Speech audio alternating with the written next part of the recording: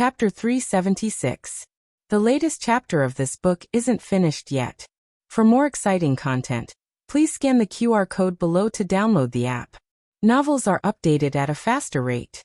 Millions of novels are free to read. Novels with connotations that can't be found online are all available here. The reason for this conjecture was that Xiao Lulang had told the old chancellor that Princess Xinyang also had the dragon shadow guards. No matter what purpose the late emperor had for giving the dragon shadow guards to Princess Xinyang, it at least meant one thing. Princess Xinyang was very important in the late emperor's heart. In fact, if he hadn't heard from Xiao Lulang that Princess Xinyang had the dragon shadow guards, the old chancellor probably wouldn't have known that the relationship between father and daughter was so deep. Princess Xinyang's birth mother was Consort Yu, who had died of illness when she was 13. At that time, Princess Xinyang had already grown up, so there was no such thing as who would adopt her and who would raise her. The late emperor didn't take special care of her because she had lost her parents. He treated her no differently than he treated the other princesses in the palace. The old chancellor shook his head. It seemed that there were still many things he didn't know. Gu Chongqing and Princess Xinyang weren't of the same generation, so he didn't know much about the situation at that time, so he didn't feel as much as the old chancellor. He only thought that the late emperor had always loved this daughter very much, but he didn't know about it. He considered the current situation and said, "Princess Xinyang isn't in the capital, but it's not too far away. You can get there in a few days if you ride fast. She might not see you," the old chancellor said. Gu Chongqing was silent. He knew that the old chancellor wasn't lying. Ever since the young duke had died in the fire at the directorate, Princess Xinyang had been so overcome with grief that she couldn't control herself. In the end, she took her confidants and left the sad capital. She refused to see anyone related to the capital. It was understandable. The blow of losing her son was too big for her.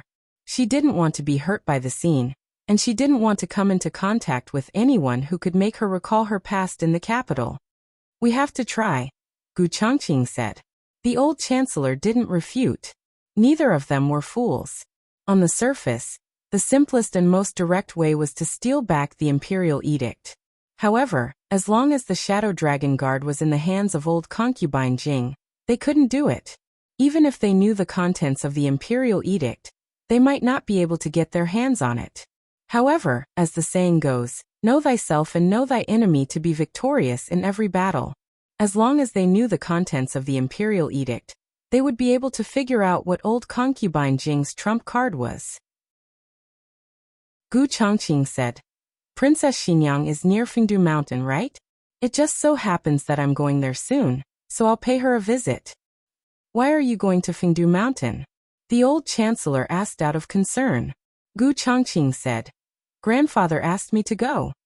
It was probably related to the secret army. His grandfather didn't say much about it.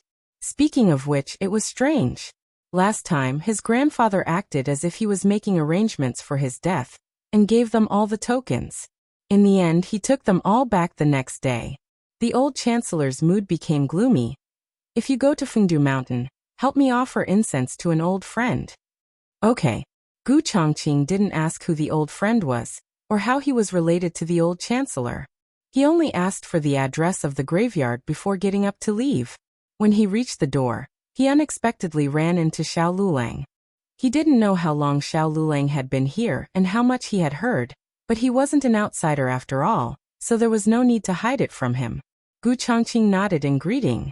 Xiao Lulang also nodded in return. After Gu Chongqing left the courtyard, the old chancellor also came out. He looked at the thin and lonely Xiao Lulang under the moonlight and opened his mouth, but he didn't know what to say. After a long while, he sighed in shame. "Sorry, I should have told you in advance. I shouldn't have dragged Princess Xinyang into this." That being said, even if it happened again and Xiao Lulang stopped him, he would have still told Gu Chongqing and hoped that Gu Chongqing could ask Princess Xinyang for an answer. It wasn't just to take down concubine Jing, but also for Xiao Yolang's safety. Xiao Lulang was already in the picture. As long as concubine Jing wasn't removed, he wouldn't be able to eliminate the danger. "But, teacher, it's getting late. You should rest." The old chancellor and Xiao Liulang's voices sounded at almost the same time. which meant that it was indeed the old chancellor who spoke first. However, Xiao Lulang continued after just 2 words. It was the kind of seamless connection that made it impossible to tell if he interrupted on purpose, or if it was really a coincidence. The old chancellor paused and nodded. Okay, I'm almost done here. You should go rest as well. You've worked hard in the countryside today. Go to bed early. According to the usual practice and their relationship, the old chancellor would have been concerned about what he did in the countryside. After all, for Hanlin officials, it was often these political achievements that played a role in promoting them.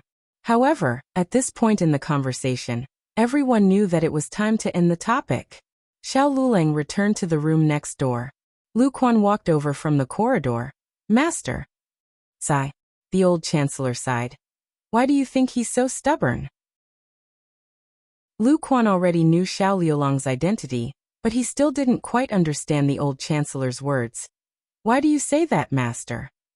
The old chancellor waved his hand. Forget it, it's nothing. After returning to his residence, Xiao Lulang plunged into the study and closed the door. He didn't light the lamp and just stood there alone in the boundless night. He knew what his teacher wanted to ask. Why didn't you tell Princess Xianyang that you've returned? Not telling Marquis Xianping could still be considered pardonable. After all, the father and son relationship wasn't close, and there would always be some strange rejection and friction between men. It wouldn't be strange for a rebellious youth and a dissolute father to become enemies. But what about Princess Xianyang? That mother who placed you at the top of her heart. What did she do wrong? What crime did she commit? Why did it have to be like this? Previously, I thought that you didn't go find her because you were worried that your matter would involve too much and implicate her. But she has the dragon shadow guard in her hands. Who can hurt her? Why did you do this, Aheng Wai? Gu Jiao went to the kitchen to boil some water and made some supper. She planned to see if the men at home had returned. When she passed by the study, the door was closed and no candlelight came out. She didn't pay much attention to it and walked over. But before she took 2 steps, she turned back. It was a kind of intuition. She didn't knock on the door like she usually did. Instead, she gently pushed open the door and walked in. The weak candlelight in the corridor shone in, allowing her to clearly see the figure in front of the desk that seemed to be shrouded in sorrow. She closed the door behind her, and her figure was once again swallowed by the darkness. But she knew where he was. She could hear his breathing. She slowly walked over and stopped behind him. Xiao Lulang didn't turn around, nor did he speak. She also didn't speak. It was impossible for him to not know that someone had come in. His lack of reaction definitely meant that he didn't want to speak. Gu Jiao just couldn't understand too many complex emotions, but that didn't mean that she couldn't feel other people's emotions. He was sad. Very sad. Very sad. Gu Jiao's mind flashed back to when she was sad because her grandaunt had forgotten about her. The scene of him pulling her into his embrace and gently comforting her. Unfortunately, she wasn't tall enough and couldn't pull him into her embrace and have him bury his head in her chest. She thought for a bit, then walked forward. Reaching out her small arms, she gently hugged him from behind. Like this, it was fine, right? It would make him feel less sad, right? Gu Jiao hugged him very gently at first, but when she pressed her cheek against his slightly stiff back, she didn't know if it was because she was close to his heart, but she felt even more sad. She tightened her arms. In the darkness, Xiao Lulang endured the pain in his throat, raised his hand, and covered her hand around his waist. This time was no different from any other time. Gu Jiao comforted him considerately, but she didn't question him. Gu Jiao clearly felt that after he calmed down a little, and she pulled away, he opened his mouth as if he had something to say to her. Gu Jiao paused for a second. That second was neither fast nor slow. If he wanted to explain, he could stop her. If he still decided not to explain, it wouldn't be too awkward for the two of them. In the end, he didn't explain. The next day, Gu Jiao got up early and helped senior servant Fong make breakfast for the family. When Xiao Lulang came out of the west room, Gu Jiao was arranging the bowls and chopsticks. She smiled at him and said, "Good morning." It was as if nothing had happened, and was no different from usual. Xiao Lulang nodded and also greeted, "Good morning." Soon little Jing Kong also got up. He went to the backyard to practice. After a while, Gu Xiaoshan and Gu Yan also got up. A lively morning began. After breakfast, Xiao Lulang went to the Hanlin Academy. Little Jing Kong followed the old chancellor to the Imperial College. As for Gu Yan and Gu Xiaoshan, they naturally went to the Qinghe Academy. Now the family had 2 carriages. Gu Yan and Gu Xiaoshan used one carriage. Xiao Lulang and the other 2 sat in Lu Quan's carriage. Lu Quan first sent the old and young to the Imperial College, and then sent Xiao Lulang to the Hanlin Academy. Gu Jiao went to the medical center. She received a letter from Xuanningxiang. It had been half a year since Xuanningxiang sent her a letter. However, after reading the contents of the letter, Gu Jiao understood why Xuanningxiang sent her a letter so late. Xuanningxiang's mother-in-law died of illness on the 3rd day after Zhou Erzwang returned home. Gu Jiao had seen Xuanningxiang's mother-in-law. She was aging and her organs were all failing. It was not something that could be reversed by medicine. It was not easy for her to persist until her son came back to see her for the last time. She died in her sleep. She passed away peacefully. Zhao country had a system of mourning for the dead. The elders of the family had to stay at home for at least 1.5 to 3 years to observe mourning for the dead. Zhou Erzwang was only a soldier, and was not in the mourning team. However, his mother's funeral still had to be arranged properly. Zhou Erzwang asked his companions to apply for leave, and stayed in the village to bury his mother properly. This was something that happened in the spring. Now that summer was almost over, Zhou Erzwang should have returned by now. However, something big happened. Dean Li of the Heavenly Fragrance Academy actually came to propose marriage to Xuanningxiang. Seeing this, Gu Jiao was really surprised. Xuanningxiang did not talk about everything with her, but she did not mention anything about Dean Li and her. Of course, there was an explanation in the letter. It turned out that when she and Xiao Lulang were still in the countryside, Dean Li had already met Xuanningxiang several times. Gouwa even chased after him and called him father. Gouwa was a child who had just learned to speak. He did not understand the meaning of father. When he saw other children calling adult men father, he probably thought that all of these men were fathers. This was Gu Jiao's understanding. Xuanningxiang did not explain in detail. He only said that Gouwa was later seen by old Madame Li. Old Madame Li was old and her mind was not clear. She thought of Gouwa as her own little grandson. Dean Li was a good person. He had a good relationship with Xiao Liulang's family. He also helped Xuanningxiang out of trouble. Xuanningxiang could not bear to see the old man sad, so she let him be mistaken. Who knew that after that incident, things got out of hand? Old Madame Li would ask for a little grandson every few days. She even thought of Xuanningxiang as her own daughter-in-law.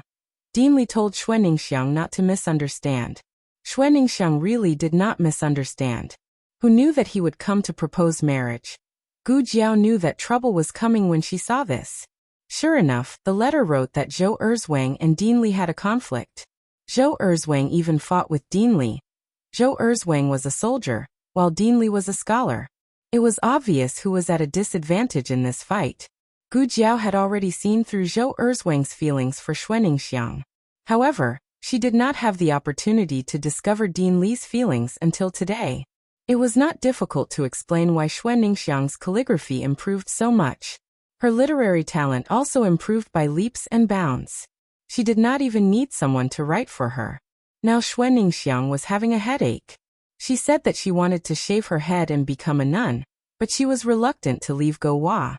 Gu Jiao could vaguely understand Xuanningxiang's troubles. In this era, women were not very tolerant. Xuanningxiang was a widow. Her second marriage was already criticized. What's more, she was going to marry either Dean Li, who was not a match for her in terms of social status, or Zhou Erzwang, who violated the moral principles. No matter how she looked at it, it was a dead end. Unless she could withstand those rumors and slanders. Obviously, she could not. Otherwise, she would not want to become a nun. At the end of the letter, it talked about the Medicine Mountain. The Medicine Mountain had been reclaimed. Under the leadership of Luo Lijing, the villagers had also planted the medicine that Gu Jiao had specified. Gu Jiao's fingertips tapped on the table a few times. She took the letter to the palace. The latest chapter of this book is not finished yet. For more exciting content, please scan the QR code below to download the app. The novel is updated even faster. Millions of novels are free to read. Novels with connotations that could not be found on the internet are all available here. https://www.zhbqg.com/89642_896428226/111102202. HTML Genius remembered the website address in 1 second. www.zhbqg.com Bikugo mobile reading website. zhbqg.com. Chapter 377. The latest chapter isn't finished yet. For more exciting content, please scan the QR code below to download the app. Novels are updated faster and more frequently. Millions of novels are free to read. There are all kinds of novels that can't be found online. Gu Jiao wasn't good at dealing with relationships, but she remembered that her grandaunt liked Xue Ningxiang. She wondered if she still remembered Xue Ningxiang after being hit in the head. Miss Gu, you're here? The servants of Renshou Palace bowed to Gu Jiao. Is the Empress Dowager here? Gu Jiao asked. Yes, she just left court. The servant added. Prince Ning is here as well. Oh, Prince Ning is back. After Gu Jiao got close to the palace, she could hear some of the movements in court without deliberately asking around. Prince Ning had taken Tang Yueshan north to suppress bandits a few days ago. Although it was called suppressing bandits, it was actually an excuse to investigate the situation at the border. The Chun state was restless again, and had secretly stationed a lot of troops at the border. Since they were discussing politics, Gu Jiao didn't disturb them, and went straight to the swing to bask in the sun. She wasn't afraid of getting tanned, even though it seemed that her body couldn't get tanned. As she swung on the swing, she secretly thought about when she could find old concubine Jing again. That woman had harmed her grandaunt for so many years. Even if she couldn't immediately pull her down, she should at least collect some interest. Just as she was thinking, she heard someone call her from behind. Auntie. Oh. When Gu Jiao's body swung back to the ground, she reached out with the tip of her foot and stopped the swing. Then she turned around and looked at the handsome young man who had just walked through the Chuehua gate. Prince Ning? Prince Ning was in a trance for a moment. He let out an ah and came back to his senses. He smiled apologetically. Sorry, I mistook you for someone else. His gaze lingered on Gu Jiao's body. You really do look like her. Gu Jiao lowered her head to look at her clothes. It was not the green clothes she usually wore. It was the lake blue corset dress with water sleeves that she had worn at her great-aunt's place after dirtying her clothes last time. Was it because he mistook her for someone else? Or Gu Jiao had never asked her grandaunt why there were so many young women's clothes in her bedroom. She thought her great-aunt had prepared it for her. But from the looks of it, that didn't seem to be the case. That's right, it shouldn't be. Their styles were clearly different. As long as it didn't involve a mission, Gu Jiao wasn't someone who would care about the details of clothing. Normally, Yaoshe would make clothes for her based on what she liked, but in reality, she was not that picky about clothes. It was like someone who liked to eat meat, but if they were given a table full of vegetables, they would not refuse to eat them. She would take whatever she found in the closet as long as she could wear it.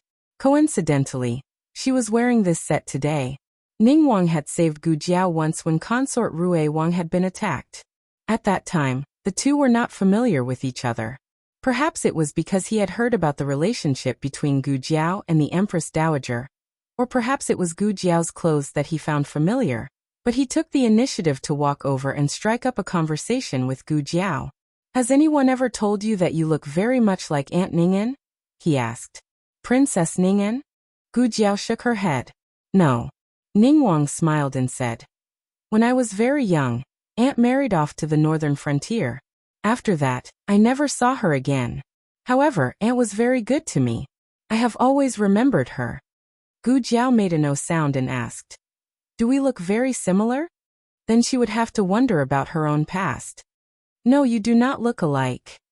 As Ning Wang spoke, his gaze landed on the birthmark on her left cheek. But in this place, she was once injured and left a small scar. She would always use cinnabar to draw a begonia. Gu Jiao touched her own birthmark. Ning Wang couldn't help but look at Gu Jiao a few more times. Last time, I was busy catching the assassins and did not think it was very similar. Seeing you today.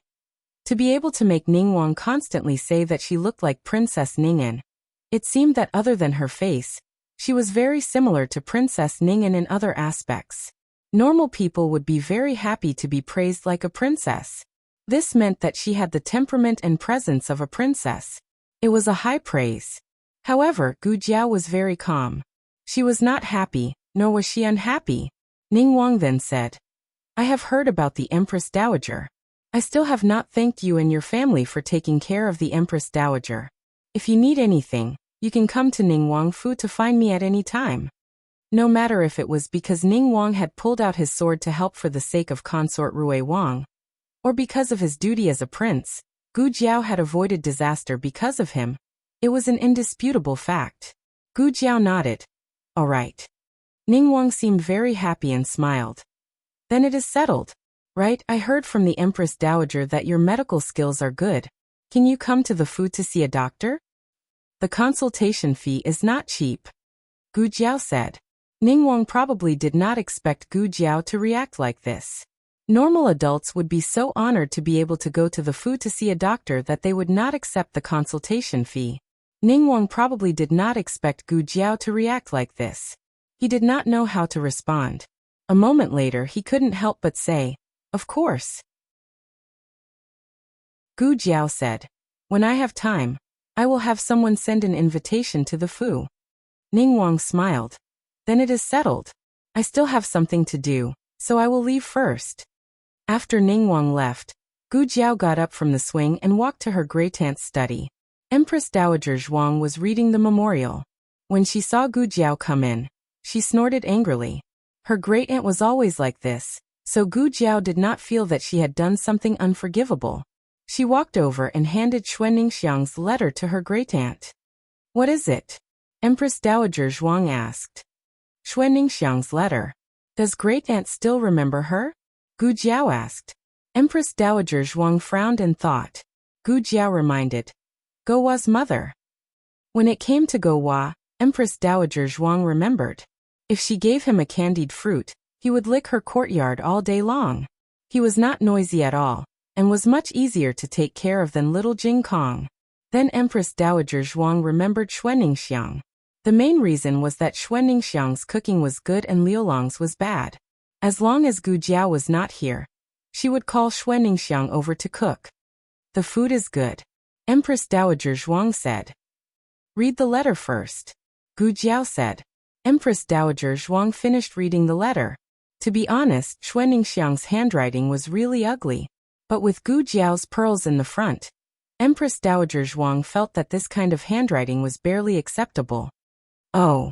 Empress Dowager Zhuang raised her eyebrows. Little Xiangxiang is quite popular. Looking at this reaction, she was worthy of being her great-aunt. Gu Jiao sat down opposite Empress Dowager Zhuang and looked at her without blinking. Right? Then how should this matter be resolved? Empress Dowager Zhuang did not speak, but reached out her hand and made a give-it gesture. Gu Jiao pretended not to understand. What? Empress Dowager Zhuang said coldly. Don't play dumb with me. Make up for yesterday's performance fee. Otherwise, don't talk about it. She knew it. Okay. Gu Jiao sighed and reluctantly took out the box of candied fruits. She counted 5 and put them in Empress Dowager Zhuang's hand.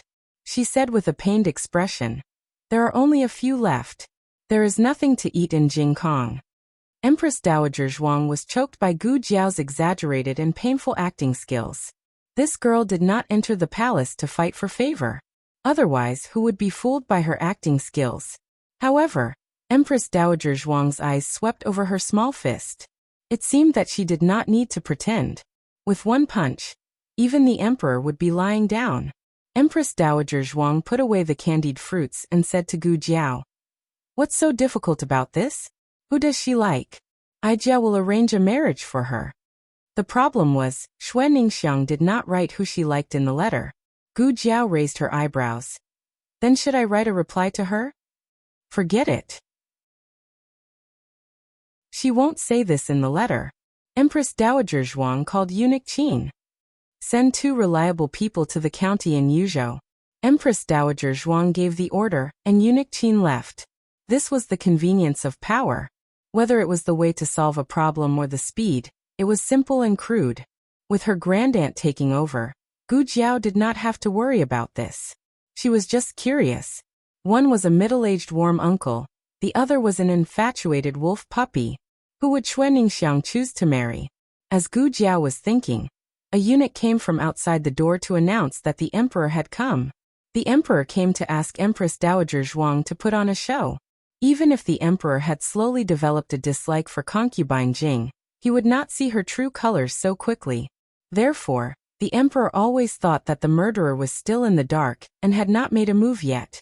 Gu Jiao, who knew the whole truth, not only did she make a move, but she also smashed her own foot. Forget it. Just put on a show. It's not a bad thing. Her grandaunt had tolerated the emperor for so many years without knowing that he had been drugged. Who could say that she did not care about the mother-son relationship in her heart? Gu Jiao also kept the truth from her grandaunt. Therefore, her grandaunt also thought that concubine Jing had not made a move. Mother, do you want to go to the imperial garden today? The emperor asked faintly.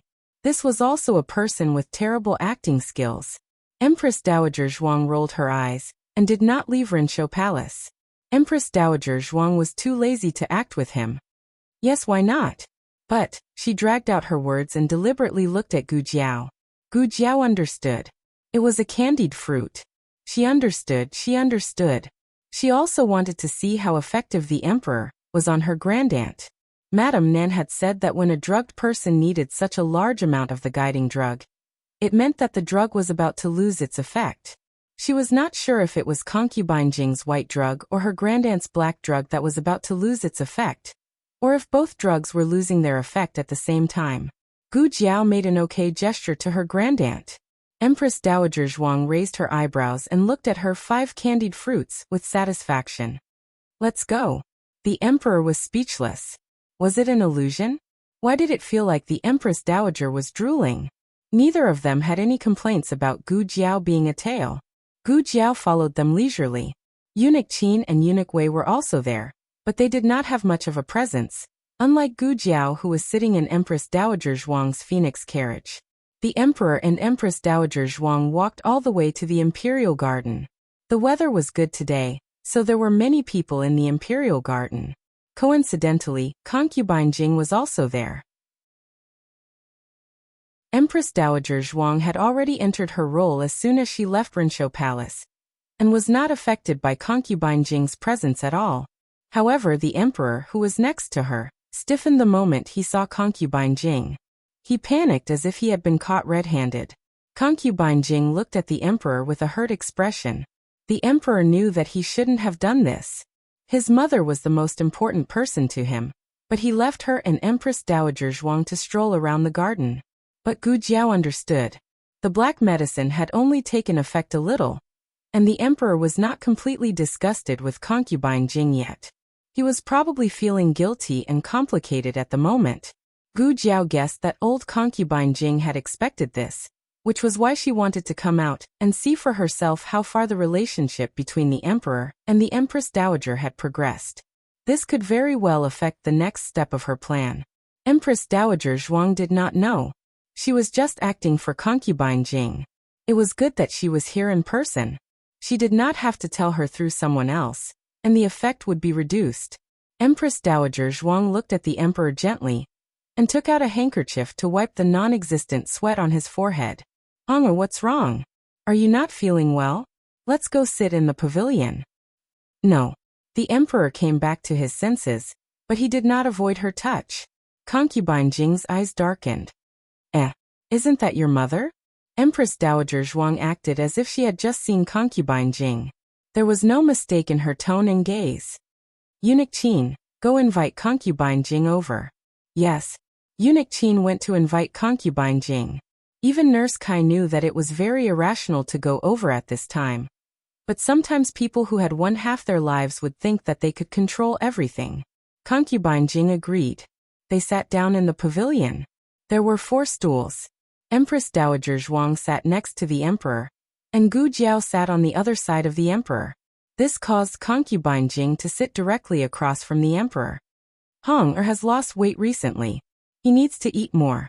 Empress Dowager Zhuang gently picked up a piece of crab cake and handed it to the emperor. His Majesty doesn't eat crab cake, concubine Jing reminded gently. Empress Dowager Zhuang. I forgot that this silly son is picky. Empress Dowager Zhuang said calmly. He likes it now. Really? His Majesty? She smiled and gave him a threatening look. The emperor frowned and took the crab cake with disgust. Empress Dowager Zhuang's handkerchief fell to the ground and was stepped on by herself. She picked it up. Then she took the handkerchief and smeared it on the emperor's mouth. Aya, why is your mouth full just like when you were young? Come, let mother wipe it for you. The emperor's temples throbbed. Do you want to die? Don't think I didn't see that you stepped on the handkerchief. The two's eyes fought back and forth a dozen times, but concubine Jing didn't see it that way. They were clearly very close. Concubine Jing didn't know that they were acting, and thought that they were really starting to reconcile. Jealousy surged in her heart, and she tore the handkerchief in her hand. Digression. Good morning? The latest chapter of this book isn't finished yet. For more exciting content, please scan the QR code below to download the app. Novels are updated at a faster rate. Millions of novels are free to read. Novels with content that can't be found online are all available here. https://www.zhbqg.com/89642_8964286/111101339. HTML Genius memorized this website's address in 1 second. www.zhbqg.com Biku Pavilion Mobile Reading Website. zhbqg.com. Chapter 378. The latest chapter isn't finished yet. For more exciting content, please scan the QR code below to download the app. Novels are updated at a faster rate. Millions of novels are free to read. Novels with connotations that can't be found online are all available here.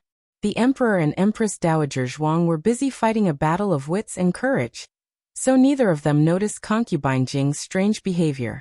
In other words, concubine Jing was like air in their eyes at this moment. Only Gu Jiao, who had been observing concubine Jing's reaction, saw everything. She didn't quite understand. Concubine Jing could be so ruthless as to drug the emperor and arrange for someone to assassinate him. Although the assassination attempt that night might not have been to take the emperor's life, but to frighten and injure the emperor, so that she could frame her grandaunt, it still showed that she didn't love the emperor that much. So why should she care who the emperor favored? Gu Jiao wasn't a person with a strong desire for control, so she naturally couldn't understand concubine Jing's feelings. However, if she had to put it in her shoes, she would probably be hurt if little Jingkong, who always talked about Jiao Jiao, suddenly stopped liking her one day and turned his head to call someone else. She would probably be very hurt. However, the little Jingkong to her was different from the emperor to concubine Jing. So, Gu Jiao didn't think that it was very accurate. But that didn't stop her from directly seeing concubine Jing's little movements. Oh, she's angry. She's quite angry. Gu Jiao rested her chin on her hands and looked at concubine Jing with interest. Concubine Jing's senses weren't so weak in the past, but perhaps because she was too angry, it took her a while to notice two strange gazes on her. She turned her head and met Gu Jiao's gaze. Generally speaking, it was quite embarrassing to be caught peeping at someone, and one would immediately look away and pretend that nothing had happened. Gu Jiao didn't. She wasn't embarrassed. She even looked at the handkerchief in concubine Jing's hand with a good temper and raised her eyebrows, as if indicating for her to continue. Please continue. There's no need to be polite. In any case, even if the handkerchief is torn, it's not mine. The most shameful thing in the world wasn't developing feelings of jealousy that one shouldn't have, but being discovered by someone else while being jealous. In the end, the one who was caught was concubine Jing. Grand concubine Jing's body stiffened, and her heart felt stifled. She stood up and said, "I'm not feeling well. I'll leave first." Then she turned around with a great movement. This was naturally to attract the emperor's attention. She wanted to use this method to evoke the emperor's shame and pity. Unfortunately, she had miscalculated. The emperor's mouth was wiped by Empress Dowager Zhuang's dirty handkerchief. He flew into a rage out of humiliation and tried to hide. Empress Dowager Zhuang directly pressed down on his head, and he tried to pry her hand away. This scene, to be honest, it was just short of a fight. Eunuch Wei and Eunuch Qin could no longer watch.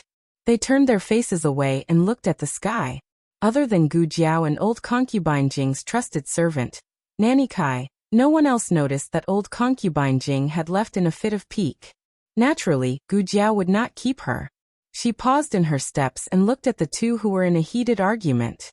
She noticed Gu Jiao's gaze. She then looked at Gu Jiao.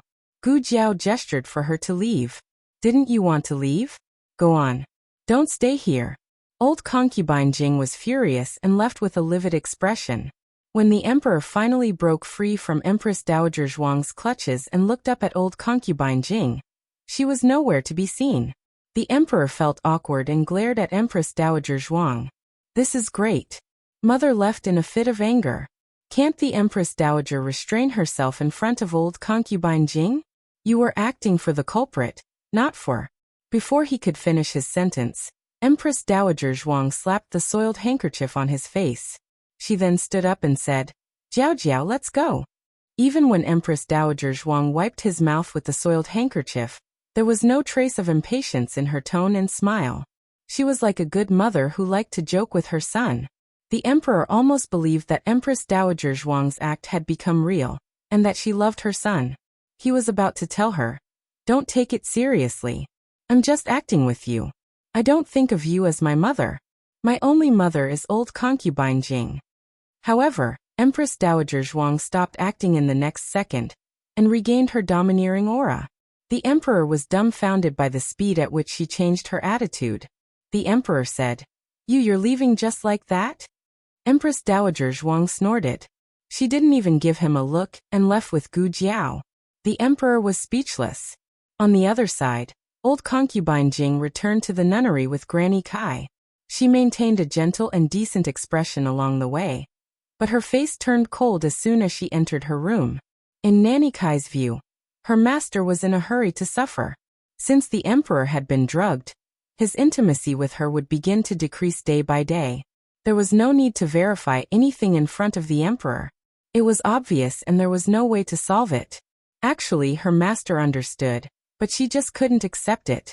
Over the years, the emperor had treated her too well, too well. She had even forgotten where this kindness came from. Perhaps she hadn't forgotten, but she had put in a lot of effort, believing that they had cultivated an unbreakable bond between mother and son. To put it bluntly, it was her pride and self-esteem that didn't allow it. She felt that she shouldn't be so unattractive that she couldn't even handle a son. He must have truly developed a mother-son bond with me. Old concubine Jing had said this in front of Granny Kai more than once. Granny Kai still remembered the smile on old concubine Jing's face. It was a very happy smile, but it wasn't a mother showing off her relationship with her son. It was more like a general showing off his spoils of war after winning a battle.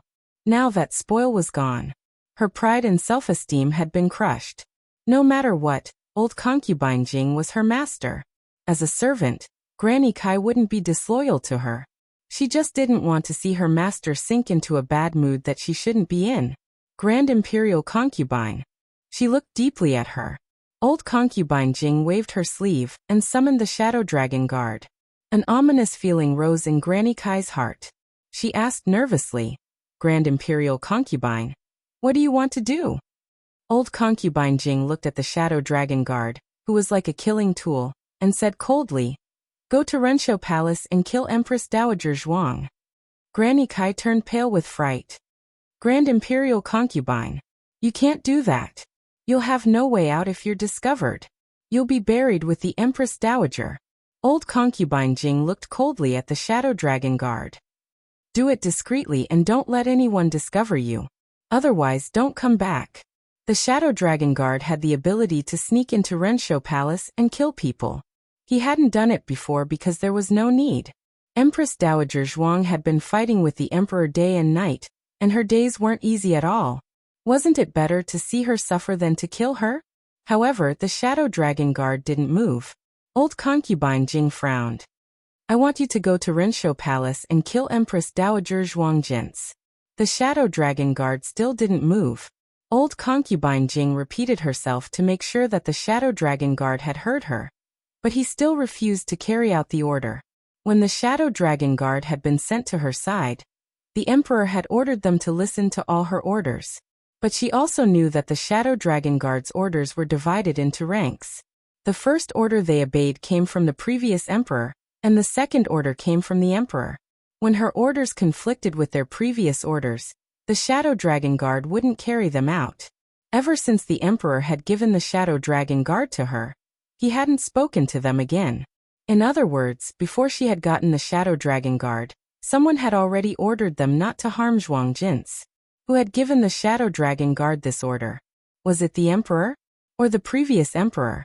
If it was the previous emperor, then what was the imperial edict all about? If it was the emperor, the previous emperor had given the shadow dragon guard to the emperor before his death. At that time, his relationship with Empress Dowager Zhuang had already begun to tear apart, but he still ordered the shadow dragon guard not to harm her? Old concubine Jing couldn't figure it out. She didn't know which of the two men had protected Zhuangjin's. Zhuangjin's clearly wasn't worth it. As a wife, she had never truly loved her husband. She had used the previous emperor for his entire life, and turned his entire harem into leeks in her bowl. As a mother, she had never wholeheartedly supported her son. She had held court from behind a curtain and dominated the court, turning the emperor into a laughable puppet. Zhuangjin's was the demon empress, the source of all evil. Everyone had the right to punish her. Imperial concubine. Imperial concubine. Mama Kai saw that old concubine Jing's expression was becoming more and more unnatural. She worriedly walked forward and gently held her arm. You're tired. Don't think about anything. This servant will help you to the bed to rest for a while.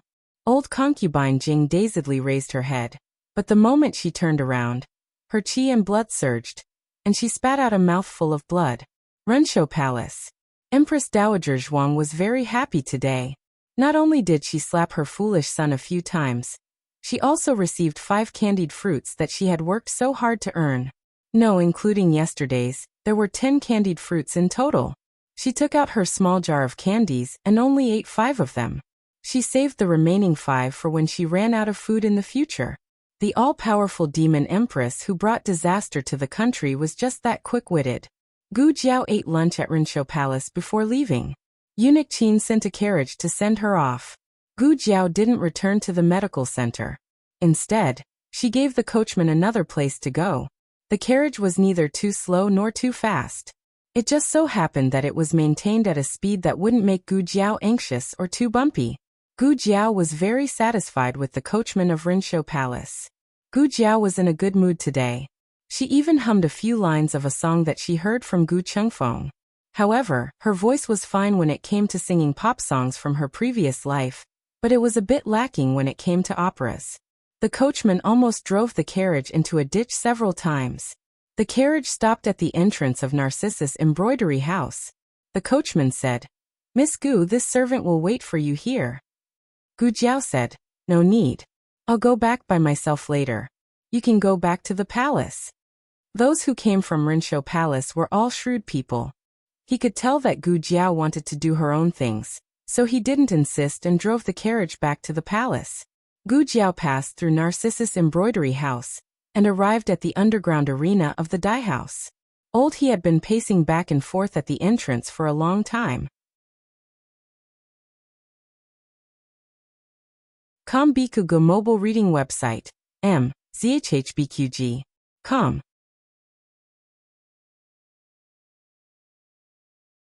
Chapter 379. The latest chapter of this book is not finished yet. For more exciting content, please scan the QR code below to download the app. Novels are updated even faster. Millions of novels are free to read. Novels with content that can't be found online are all available here. Do well, you'll have a chance. Uncle Ho patted Gu Jiao's shoulder with a smile. What kind of joke was this? How could there be a chance? He had brought this kid into the arena himself. He didn't brag, nor did he belittle others. If he worked hard, there was still some hope for him to be in the 70th or 80th position. But painting a pie in the sky for others was not a bad thing. He saw that the young man was full of vigor, and wanted to tell him that if he could become the top of the list, it would not be as simple as a consecration. Unfortunately, before he could speak, Gu Jiao had already impatiently gone to find her own competition platform. The arenas were randomly arranged. There was no such thing as an exclusive arena. She was arranged to be in the West Arena.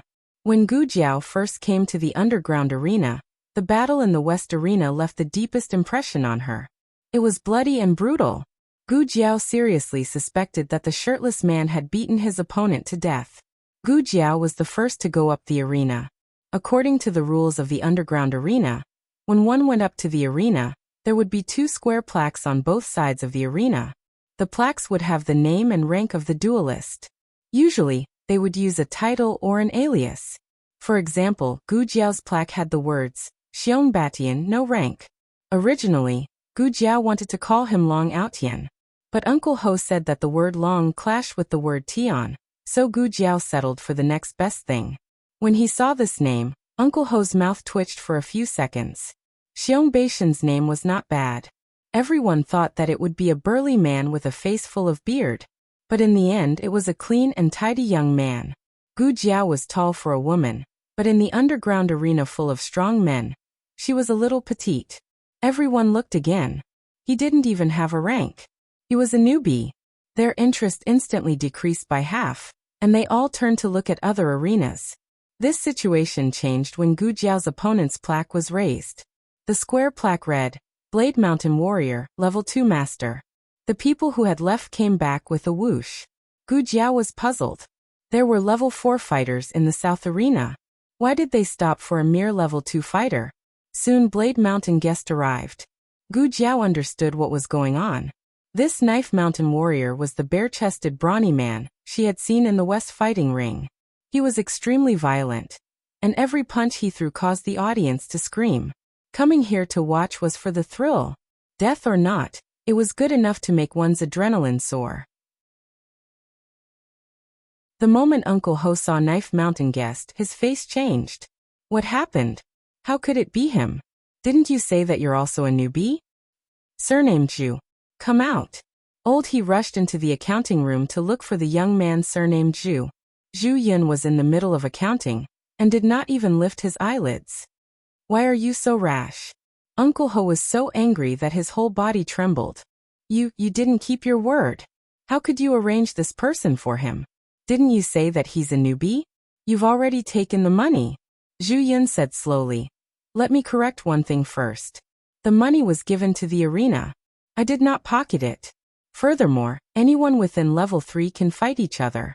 I did not break the rules of the arena. Uncle Ho clenched his fists. But you said. Zhu Yun said innocently. I did say that, but that person had something to do and could not come. He stood me up. What can I do? The only one who can take his place is Blade Mountain guest. If you're worried that he'll lose, then let him quickly jump off the stage. Blade Mountain guest will not chase someone down. The arena will stop him. All fights in the arena could only take place in the arena. Once someone left the arena, regardless of the reason, the fight would end and the winner would be announced. At this point, no matter how angry Uncle Ho was, Zhu Yun could not argue with him. He had to quickly remind young Master Gu not to fight Blade Mountain guest. Hurry up and admit defeat. He would pay for the money he lost. That's right. Unlike Taiha Martial Arts School, the duelists here would get a share of the money if they won, and a fine if they lost. The fine would be deducted from the initial deposit. After that, the duelists would lose the right to fight in the arena. Gu Jiao's deposit was given by Uncle Ho. Uncle Ho did not plan to ask Gu Jiao for it. As for why Uncle Ho was so nervous, it was because of Blade Mountain guest's strength. He had come to the arena last month, and in a short month, he had defeated more than 20 masters. He only needed one more fight before he could move up a level. One could only imagine how fierce he would be in this fight. The Knife Mountain man was so popular that he had surrounded the West fighting ring. Everyone was in high spirits. Old Ho tried his best but could not squeeze his way in. He was so anxious that he jumped in the crowd and waved at Gu Jiao. Gu Jiao saw him and waved back. Come down. Uncle Ho changed to waving. Seeing that Gu Jiao did not understand, he pointed at Blade Mountain Guest, then pointed at Gu Jiao, and made a throat-slitting gesture. It meant, he will kill you. Come down quickly. Gu Jiao made a no sound and made an okay gesture. Hurry up and KO this Blade Mountain Guest, then rush to the next fight. Okay, she understood. Old He did not understand what this gesture was, but Gu Jiao nodded at him. She should have understood what he meant, right? The gongs and drums sounded, and the duel began. Everyone let out a fanatical cry. Blade Mountain Guest. Blade Mountain Guest. Blade Mountain Guest. Blade Mountain Guest moved his neck, clenched his fists, and walked towards Gu Jiao with contempt. Uncle Ho was anxious. Why are you still not coming down? Come down. Come down. Come down quickly. Sigh. Why are you in such a hurry?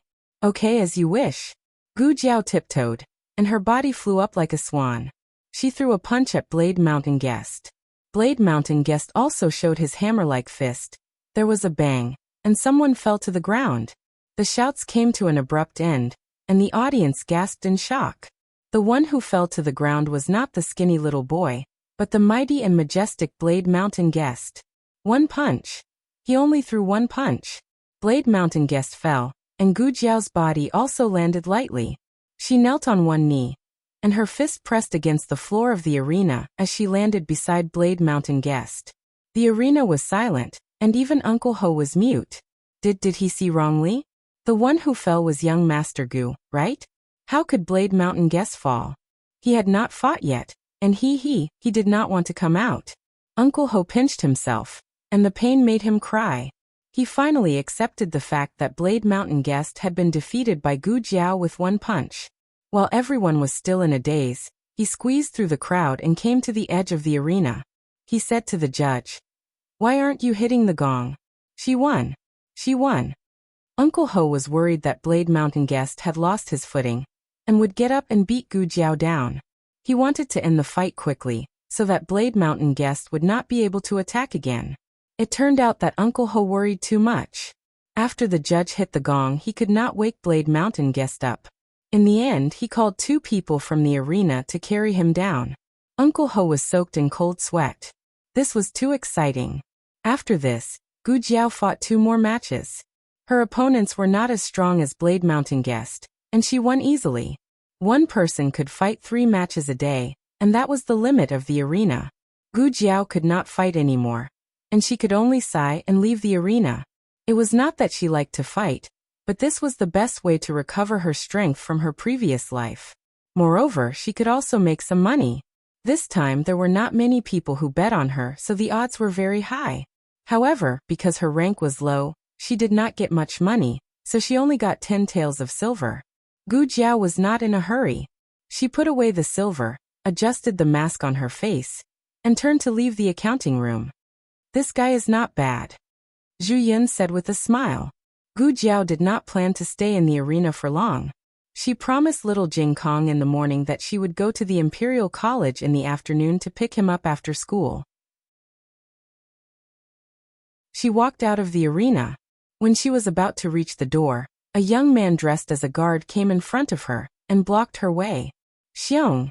He wanted to call her Xiong Batian, but he was too ashamed to say it. He gritted his teeth and said, "Young Master Xiong, my master invites you." Gu Jiao was about to say no, but she remembered that she was a little mute. She took out her little notebook helplessly. At this time, she was envious of Gu Qingfeng's voice-changing skill. If she could learn how to speak like a man, wouldn't it be much easier? However, after this delay, Gu Jiao changed her mind. She scribbled silver. The guard was stunned. Gu Jiao wrote seriously, "I won't go if you don't pay. Appearance fee, 10 taels of silver." The guard was speechless. His master had ordered that he must invite her. The guard reluctantly took out 10 taels of silver. Gu Jiao pocketed the silver and left very respectfully. She did not expect it to be another room with a gourd hanging on it. Gu Jiao had already asked around. This kind of room with a gourd hanging on it usually belonged to the top 30 masters. Of course, these rooms could be obtained through special means. For example, if you bought the master, you could also get the right to use this room. Gu Jiao thought of Gu Changqing. She did not know which type he belonged to. Gu Jiao entered the room. The man in the room was wearing a brown brocade robe and a jade mask. This kind of mask looked good, but it was too heavy. It would easily fall off in a fight. It seemed that this man did not come to the martial arts arena to fight. This room was most likely obtained by buying the master. Young hero Xiong, please sit. The man politely pointed to the chair next to him. As soon as he spoke, Gu Jiao recognized who he was. She did not expect this underground martial arts arena to have so many hidden masters. The Marquis heir Gu Changqing and the Prince of Zhao Country, Qin Chuhan, also came.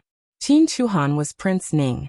Gu Jiao recognized Prince Ning, but Prince Ning did not recognize Gu Jiao. Gu Jiao sat down quietly. Young hero Xiong, do you want to drink wine or tea? Prince Ning politely asked. Gu Jiao took out a small notebook and wrote seriously. I'm still young. I can't drink wine. Prince Ning was stunned. His eyes seemed to say, You're still young. How can you come to such a dangerous place to fight? Prince Ning was experienced. He could handle this kind of child.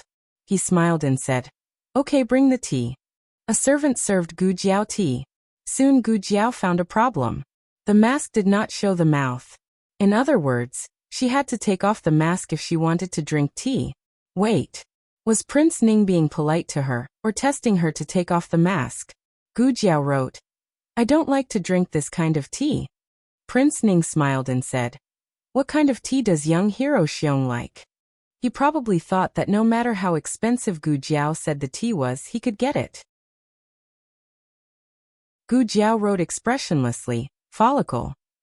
Prince Ning was speechless. I didn't treat you well. Next time, I'll get someone to prepare. Prince Ning looked at the 3 words and doubted whether there was really such a thing called follicle.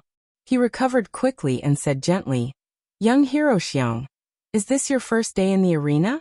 You fought well. I admire young hero Xiong. I want to be friends with you. I forgot to tell you that my surname is Chu. Gu Jiao, I don't believe you. Prince Ning's tone was easygoing and his expression was gentle. Young hero Xiong, are you a native of the capital? Gu Jiao raised her eyebrows and wrote quickly.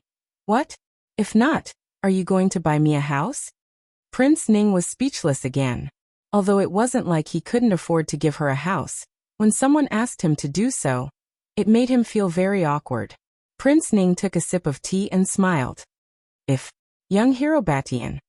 He almost couldn't say the name. If you don't have a place to live, you can come to my house first.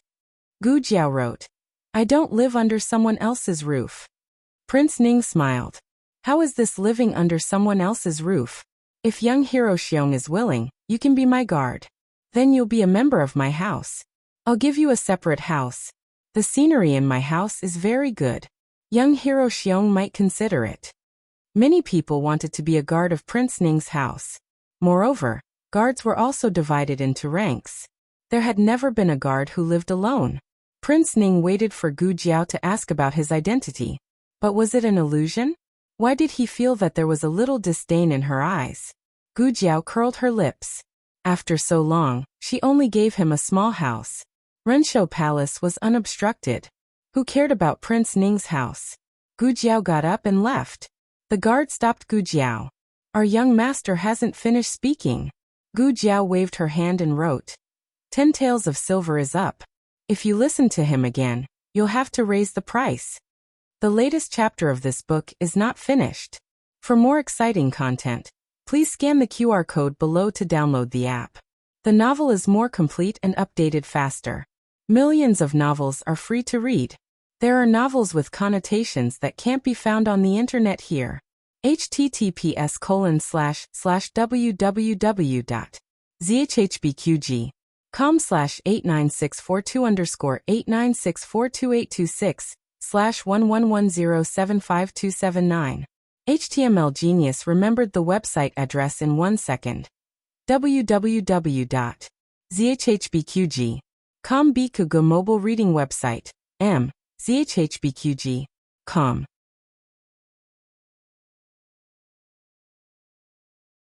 Chapter 380.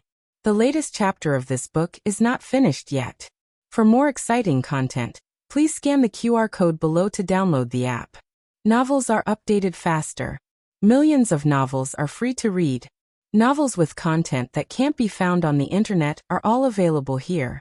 King Ning was considering whether he should raise the price or not. Why did he have to think about it?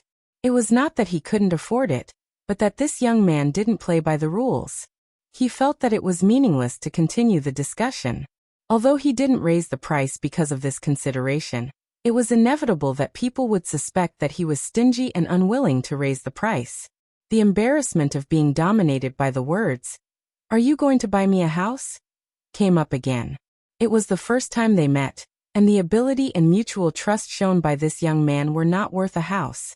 But in the end, it always gave people an illusion that King Ning was stingy and couldn't afford the house. King Ning had lived for more than 20 years, and it was the first time that he had experienced such a situation where he was unwilling to accept the situation and retreated. King Ning took a deep breath, opened his mouth, and was about to say something.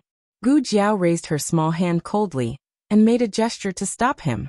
Then she wrote in her small notebook, "The time to consider is over. Goodbye." King Ning was stunned. What did she mean by the time to consider was over? He just hesitated for a moment. How could even the right to choose be terminated? It was always him who stopped others, and no one stopped him. The lethality of this sentence was more terrible than, "Are you going to buy me a house?" Or if you listen to him again, "You have to raise the price." Originally, he planned to leave Gu Jiao hanging and frustrate Gu Jiao's spirit. That way, he wouldn't be in such a passive situation when they talked next time. But who would have thought that she didn't even give him a chance to raise the price? King Ning only felt that he had been hit in the chest with a hammer, and a sentence floated in his mind. He should have raised the price earlier. Gu Jiao did what she said. After writing that sentence, she put away her small notebook and left without looking back. No matter how King Ning's guards urged her to stay, she didn't change her mind. King Ning was unlikely to be rough with her. He clenched his fists, resisted the slight trembling of his body, and finally asked her, "When will young hero Xiong come next time?" Gu Jiao did not answer. She had already walked out. Prince Ning leaned back in his chair and panted heavily. He was not too angry. After all, he was a young man of Jianghu. It was inevitable that he would have some arrogance. Prince Ning was not so narrow-minded. He would not be like the crown prince, who would feel offended by someone who did not respect him.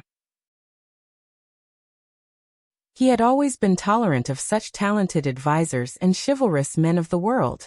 But today Prince Ning wanted to say that he wasn't angry, but his heart had been stabbed 1, 2, 3, 4, 5, 6, 7, 8 times.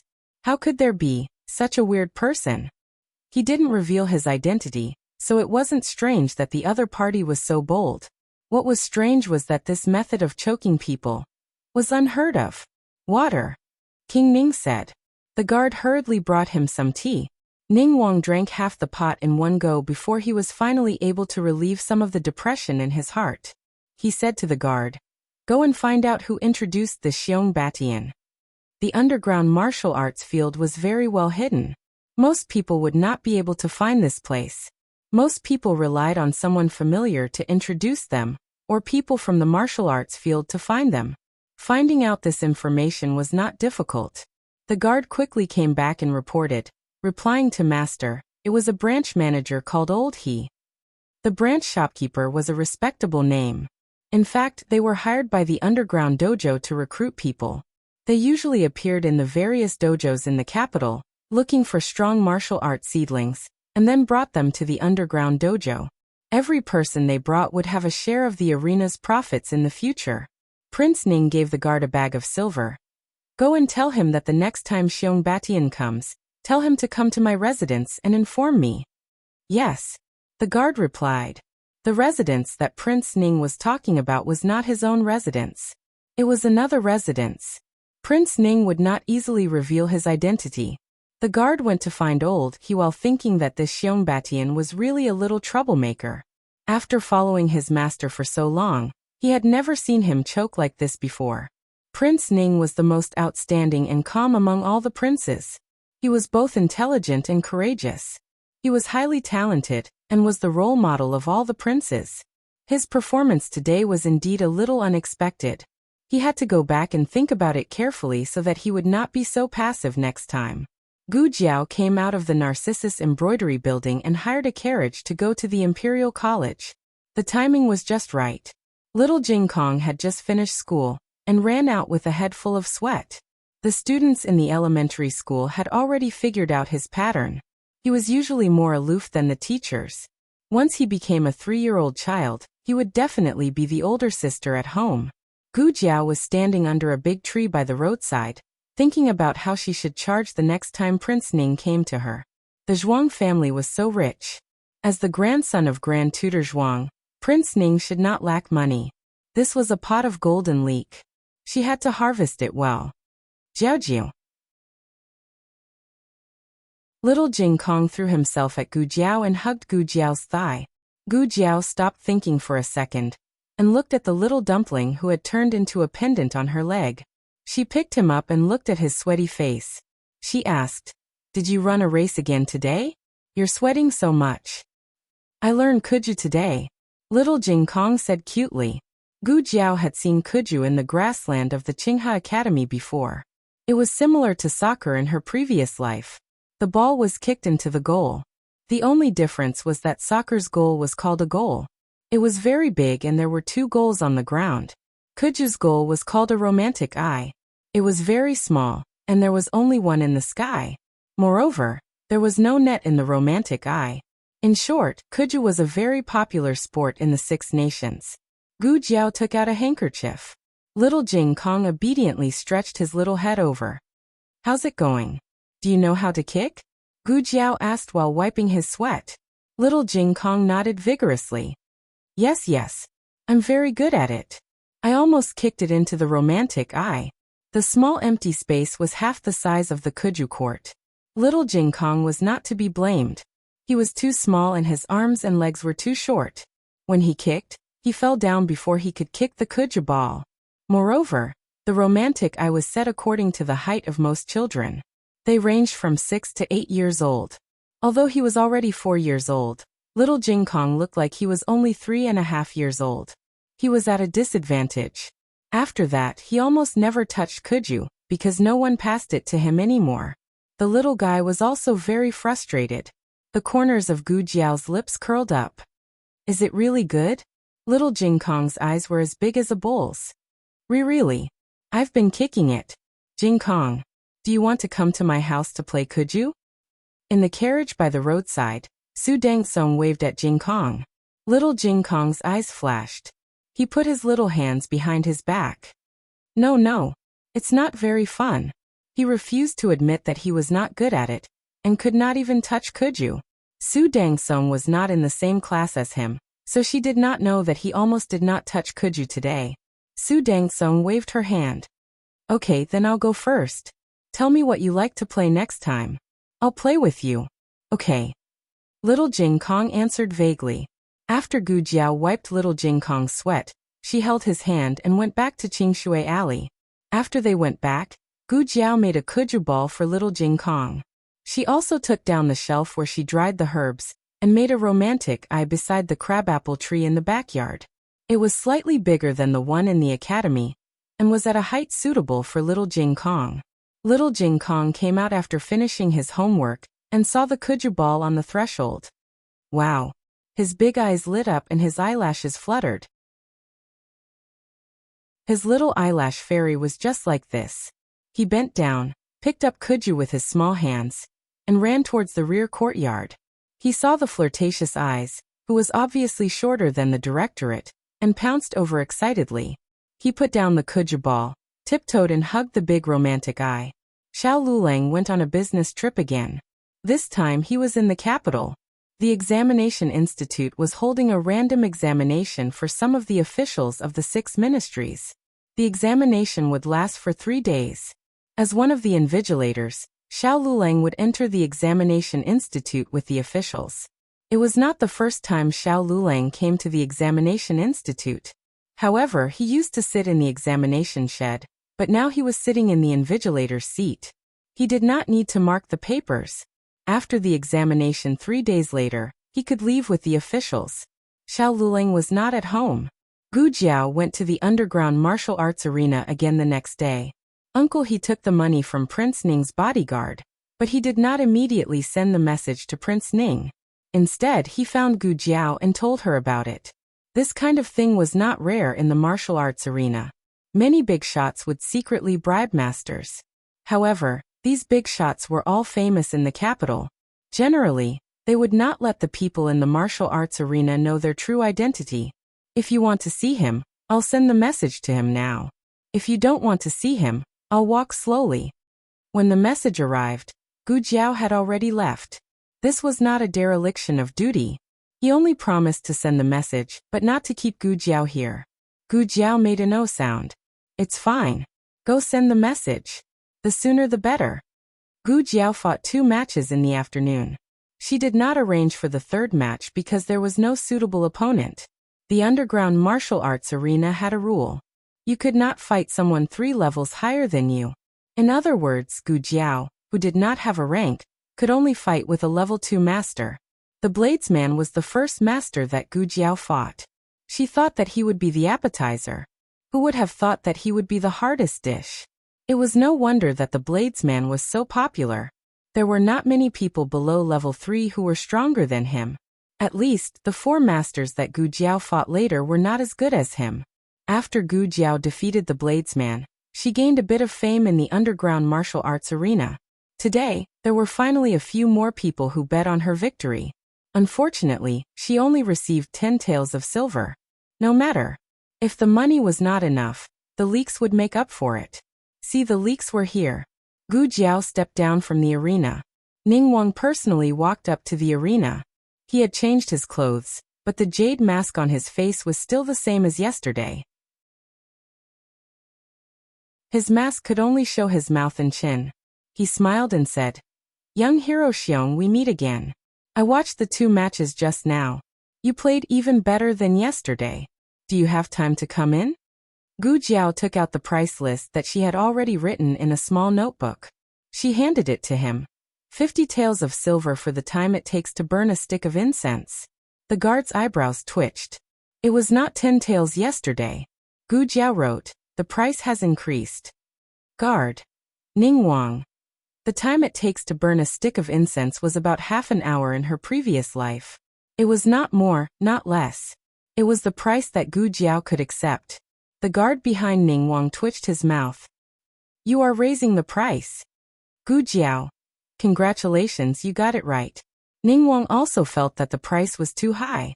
It should be known that 50 taels of silver was enough to buy a master outside. However, with the lesson of the past, Ning Wang did not dare to hesitate today. Moreover, with his wealth, 50 taels of silver was not worth mentioning. Okay. He agreed. Gu Jiao accepted the money before entering the room with him. Ning Wang had just sat down when he saw Gu Jiao light an incense stick on the table. Ning Wang. "Young hero Xiong, to be honest, I came to find you not only to make friends with you, but also to make a deal with you." Making a deal was the strategy that Ning Wang came up with last night. Since this young man called Xiong Batian was so greedy, then he would use money to make him bend. There was no need to force him to come to his side as a guard. Gu Jiao quickly wrote, "The deal will be charged separately. The fee will not change." Ning Wang's mouth twitched and he smiled. "Of course, I will not treat young hero Xiong unfairly." In another room with a gourd hanging, a luxuriously dressed man and a fairy-like woman slowly sat down. They had just arrived. They had something to do today, so they came a little late. "Is there Knife Mountain guest today?" The woman wearing a veil asked. The servant said, "Madam, Knife Mountain guest was injured in a fight yesterday. He can't get out of bed today." "Oh, he's injured?" The woman was surprised. Who injured him? In the woman's impression, Knife Mountain guest should be unrivaled in his current level. The servant said, "A new young man. He looks weak, but his moves are very powerful." He defeated Knife Mountain guest with one move, and then won 3 matches in a row. Winning 3 matches in a row was nothing, but to defeat Knife Mountain guests with one punch was beyond the woman's expectations. "Your Highness." The woman looked at the man. The man asked, "Where is that young man?" The servant thought for a moment and said, "He just finished the fight. It seems that he was called away." The man said, "Go see if he left. If he hasn't left, bring him to see me." The woman looked at him worriedly. "Your Highness." The man held her hand and smiled. "Linlang, don't worry. I will send someone to take you to the Yin Kingdom." The latest chapter of this book is not finished yet. For more exciting content, please scan the QR code below to download the app. Novels are updated faster. Millions of novels are free to read. Novels that can't be found online are all available here. https://www.zhhbqg.com/89642_8964226/111045604. HTML Genius memorized the website's address in 1 second. www.zhhbqg.com Bikagu mobile reading website. zhhbqg.com.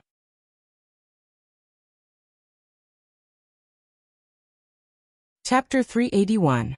The latest chapter of this book is not finished yet. For more exciting content, please scan the QR code below to download the app. Novels are updated faster. Millions of novels are free to read. Novels with content that can't be found on the internet are available here. Gu Jiao learned from King Ning that the top 3 masters in the underground arena were qualified to go to the Yin Kingdom to compete, and could bring others with them. Gu Jiao knew the relationship between the Zhao Kingdom and the Yin Kingdom. The Yin Kingdom was a superior country. Without the Yin Kingdom's permission, even the emperor of the Zhao Kingdom couldn't go there easily. However, a small underground arena was qualified to send masters to the Yin Kingdom. Nominally, it was a competition, but in fact it was an opportunity to win them over. Such arenas existed in all the 6 countries. The Yin Kingdom's method was too simple and crude. King Ning said, "The first and second masters haven't appeared for many years. There is no chance to compete with them. The third master has only come to the arena recently." King Ning's meaning was obvious. Gu Jiao only needed to defeat the third master. "I believe in young hero Xiong's strength." Gu Jiao didn't believe that. He only said this to her. She was afraid that he was casting a net and focusing on training her. In addition, Gu Jiao extracted a message from their conversation. King Ning wanted to go to the Yin Kingdom. "Young hero Xiong, what do you think?" King Ning asked. Gu Jiao glanced at the incense on the table and stood up. She signaled with her eyes that time was up. King Ning almost choked to death. After Gu Jiao left, the guard looked around warily at the door and returned to King Ning's side to report. "Your Highness, someone was watching us nearby just now." "Has he left?" King Ning asked. "Yes." The guard nodded. King Ning's eyes dimmed. "Did you see who it was?" The guard shook his head. "I didn't see his face clearly, but I felt that his figure was familiar. He seemed to be one of the Crown Prince's men." King Ning picked up the teacup. "So the Crown Prince is here too?" The guard looked nervous.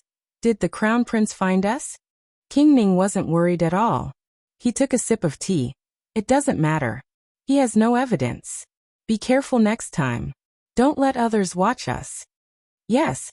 However, that servant wandered around Prince Ning's room to no avail, and asked the manservant guarding the door before reporting to the Crown Prince and the Crown Princess. "I was a step too late. That person has already left." "Gone." The Crown Prince frowned, looking very displeased. The Crown Princess asked, "Did you find out who he is? Who invited him over just now?" "His name is Xiong, and I don't know who invited him to the east side of the house." The servant reported the information he had gathered. The Crown Princess looked in the direction of his finger and saw a gourd hanging on the roof. She understood that the other person's identity was not simple. The man asked strangely, "Why would someone have such a terrible name?" "It should be an alias." The servant said, "The people here don't use their real names." The Crown Princess paused for a moment before continuing. "Then go and find out who brought Xiong here." "Yes." The servant responded and turned to leave the room. The crown princess sighed, lowered her eyes, and picked up the teacup. The crown prince looked at her with heartache. Linlang, don't be sad. He's just a new master. There are others. I can always find someone to get into the top 3 and bring you to the Yen Kingdom to see old Mr. Meng. The crown princess lowered her eyes. Your Highness, am I being selfish? I'm the crown princess of the Zhao Kingdom. I have enough. Why should I hope to see old Mr. Meng? The crown prince said seriously. How can you be selfish? Isn't it right for you to see old Mr. Meng? You broke old Mr. Meng's chess game. If old Mr. Meng knows about it, he will appreciate you. The Yen Kingdom hasn't replied yet. I guess the news hasn't reached old Mr. Meng. When you go to the Yen Kingdom and see him, everything will be solved. I know you want to be old Mr. Meng's disciple. I will help you. The crown princess' eyes were filled with tears. I'm not going to the Yen Kingdom just to see old Mr. Meng. I want to see the culture of the Yen Kingdom. I want to know what the strongest country is like. I want to learn how the Yen Kingdom's monarch rules the country, so that I can better assist your Highness when I return. The crown prince was moved. Linlang, you're so nice. The crown princess smiled. Your Highness is my husband. This is what I should do. I heard about that young hero just now. I feel that this young hero called Xiong is young and promising. He has great potential. The crown prince said.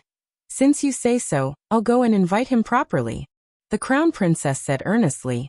It's inevitable for a youth from the pugilistic world to have some pugilistic spirit. It's not impossible to be young and frivolous. Your Highness, remember to treat people with courtesy. Don't let the incident with Bai Nu happen again.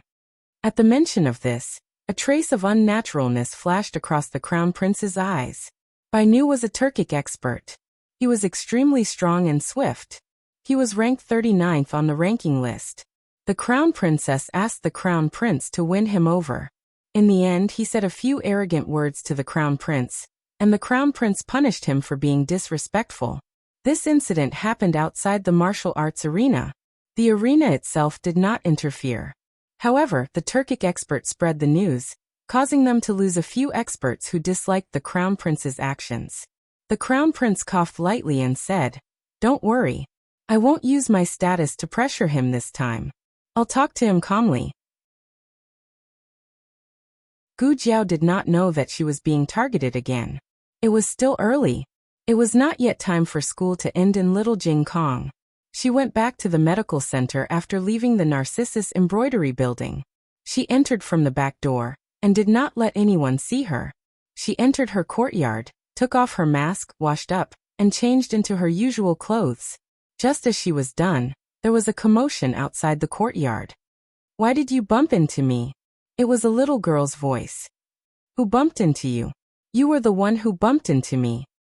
It was a man's voice. It sounded familiar, like Gu Qingfeng's. Bumblebee. Cylinder. That's right. In the backyard of the medical center, Gu Qingfeng, who came to buy hair growth medicine for his younger brother, bumped into Yuan Tong, who accompanied her elder sister to the clinic. This encounter was like a needle against an awn. Yuan Tong's eyes widened. You did bump into me on purpose. I didn't expect a man like you to be so narrow-minded. You're bullying a woman. Gu Qingfeng raised his right foot in anger. Who bullied you? Look at my shoe. You were the one who stepped on me. I didn't say anything, but you're accusing me of bumping into you. You're being unreasonable. Yuan Tong took a closer look. There was indeed a shoe print on it. Her eyes flashed and she stuttered. Who told you not to look at where you're walking? Gu Qingfeng chuckled. I don't look at where I'm walking. Fine, even if I don't, you should have eyes. Why didn't you dodge? So you saw that I didn't have eyes, so you purposely stepped on my foot and bumped into me. Gu Qingfeng didn't mean anything else, but in Yuan Tong's ears, it sounded like she was shameless, unreserved, and purposely trying to attract his attention. Yuan Tong was furious. You're shameless. Gu Qingfeng coldly said. Who's shameless? Yuan Tong huffed. Who's the shameless one? You humph? Yuan Tong, come back. At the back door of the hall, the pale-faced Taoist nun spoke to Yuan Tong with the help of a maid. Yuan Tong turned around and walked over with a pale face. Elder sister, why did you get off the carriage? Didn't I tell you to wait in the carriage? I'll go get Miss Gu for you. Gu Chengfeng had no grudge against the Taoist nun. Seeing that she was so ill, he didn't want to argue with her younger sister. He snorted and turned around to leave. Gu Jiao came out just as he arrived at the door of the small courtyard. Gu Jiao had already seen the Taoist nun. Her expression didn't look right. Gu Chengfeng cleared his throat. You can go treat the patient first. I'm not in a hurry. Gu Jiao nodded. The consultation room was full at the moment. Gu Jiao had Yuan Tong help the Taoist nun into her courtyard. Gu Jiao couldn't go in, so he waited in the hall for a while. He didn't want to rush her since she wasn't in a hurry, so he waited in the hall, bored to death. The Taoist nun lay on the bed in the side room, her hands clutching her stomach. Cold sweat poured down her face. Where are you feeling unwell? Gu Jiao asked her. The Taoist nun glanced at the maid and Yuan Tong, who were standing by the side. Gu Jiao turned around. You can leave first. I'm not used to people watching me when I treat patients. Yuan Tong opened her mouth. Oh, then I'll leave my sister in your care.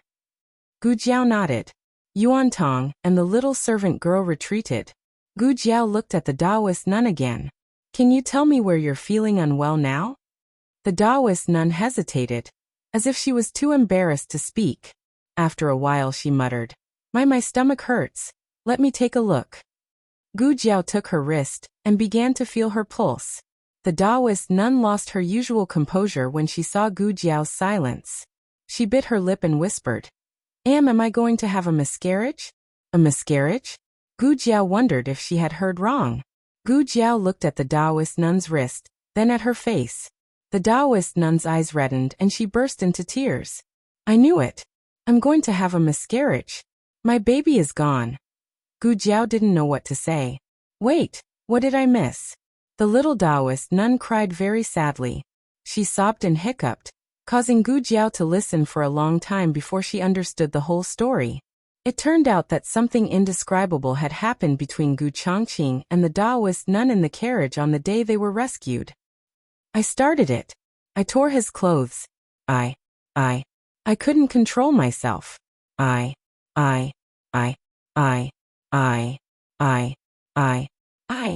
My period hasn't come for 2 months.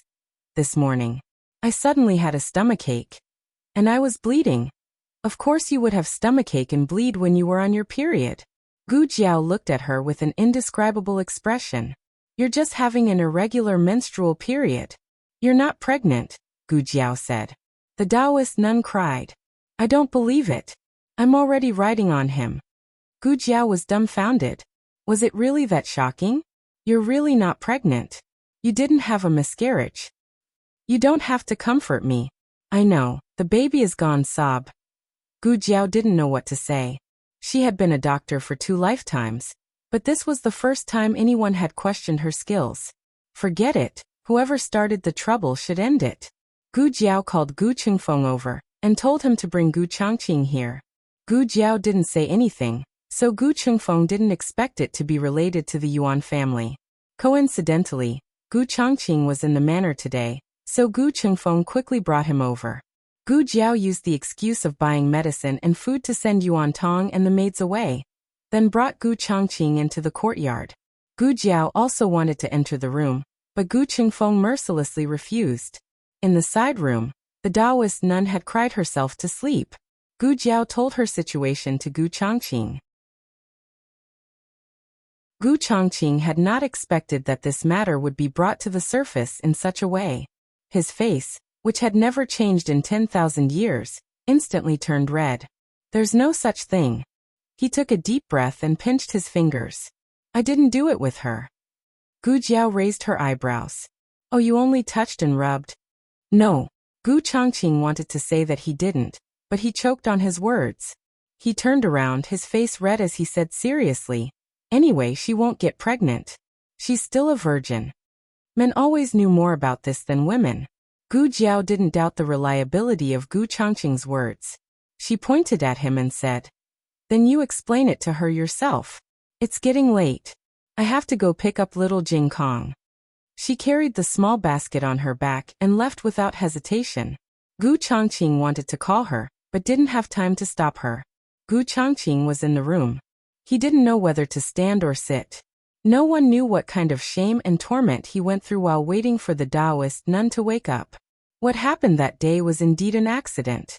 He didn't want to get married in this lifetime. However, they did have physical contact. If she couldn't get over it like Gu Jinyu, then he would take responsibility for her and propose marriage. But after she woke up, she said she didn't want to get married. This matter became a secret between the two of them. Who would have thought? She thought she could get pregnant like that. And she cried when she had a miscarriage. Could it be that she planned to give birth to the child in secret? Without telling him at all. He was the father of the child. No, there was no child. He was almost led astray. Gu Changqing helplessly pinched the space between his eyebrows. At this moment, the Taoist nun on the bed slowly woke up. She was still immersed in the great sorrow of losing her baby. When she saw Gu Changqing, she didn't care that she didn't have any feelings for this man. She suddenly felt very wronged and grabbed Gu Changqing's hand. Sob sob, our baby is gone. Grand Secretary Yuan, who had rushed over after receiving the news, had just arrived at the door when he heard this sentence. Grand Secretary Yuan. The latest chapter of this book isn't finished yet. For more exciting content, please scan the QR code below to download the app. The novel will be updated even faster. Millions of novels will be read for free. There are all kinds of novels that you can't find online. https://www.zhhbqg.com/89642_896428226/111045022. HTML Genius memorized the website address in 1 second. www.zhhbqg.com Bikugo mobile reading website. zhhbqg.com.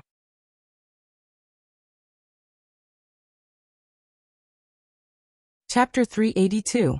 This book's newest chapter is not finished yet. For more exciting content, please scan the QR code below to download the app.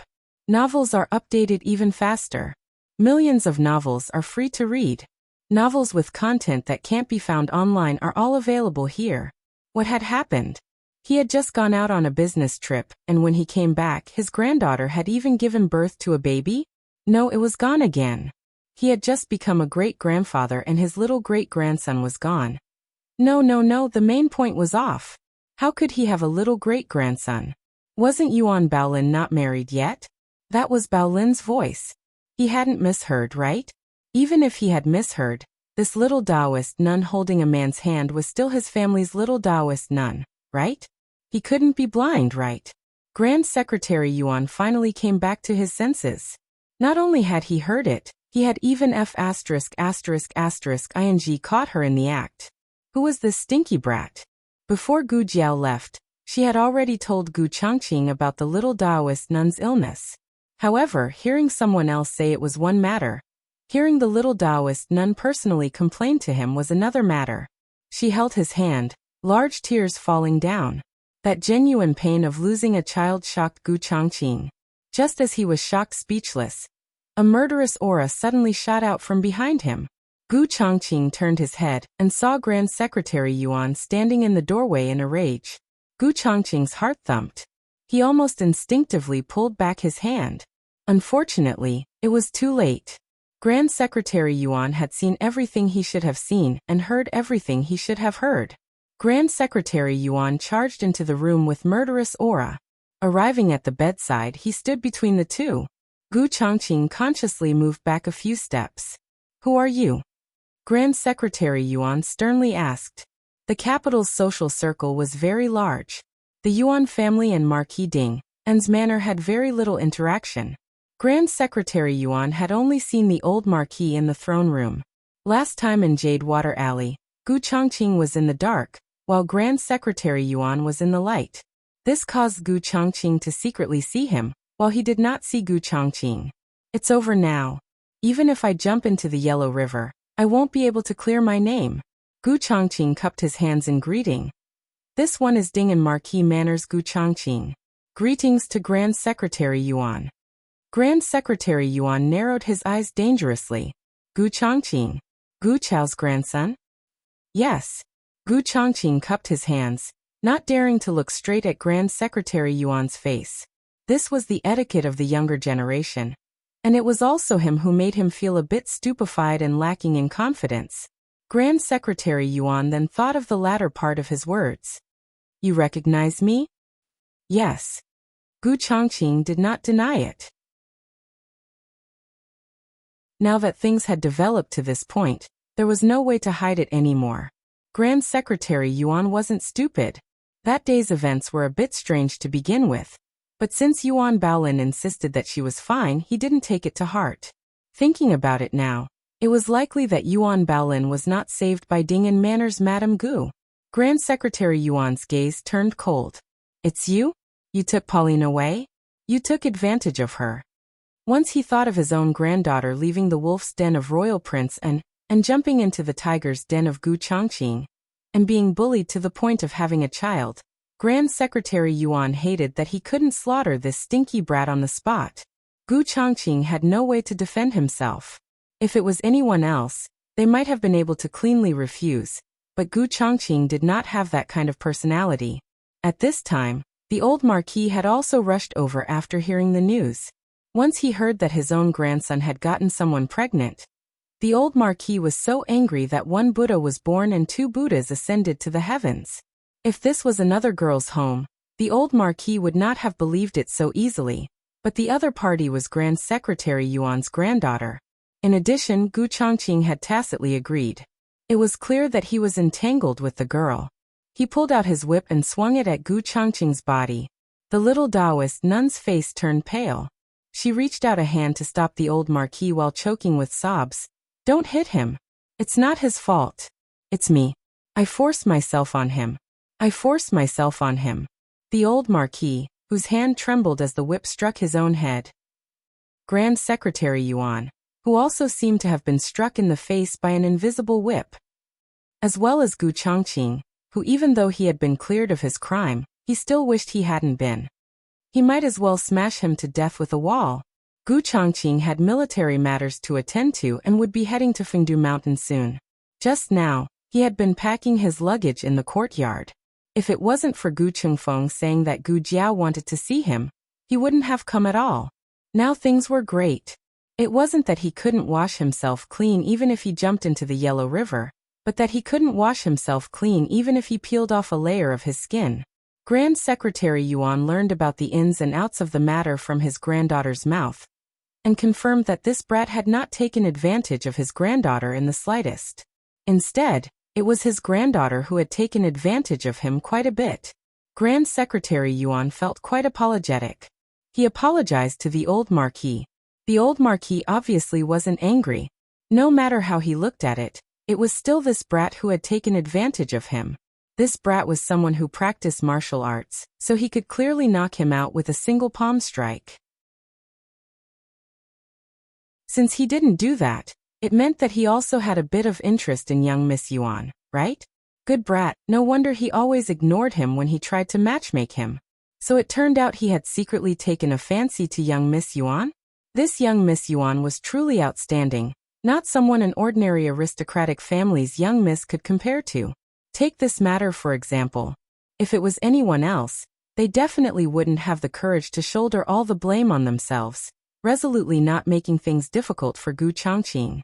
How could the old marquis know that the reason why Gu Chongqing didn't knock Yuan Baolin unconscious was because the drug Yuan Baolin was too strong, making it difficult for her to breathe? If she really did faint, it might cause her to suffocate to death. This junior still has matters to attend to, so I'll take my leave first. Gu Chongqing cupped his hands in greeting towards Grand Secretary Yuan, and also gave the old marquis an indifferent greeting before turning around to leave the room. The little Taoist nun chased after him. Don't worry, young Miss Yuan. I won't agree to this marriage.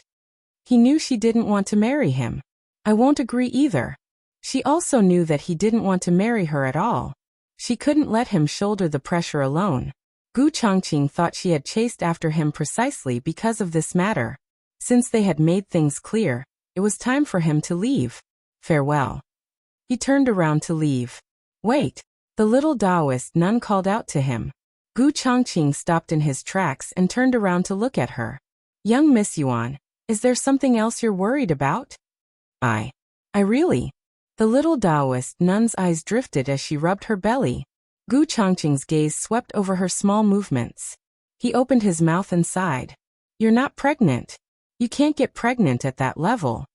The little Taoist nun furrowed her brows in confusion. But I clearly.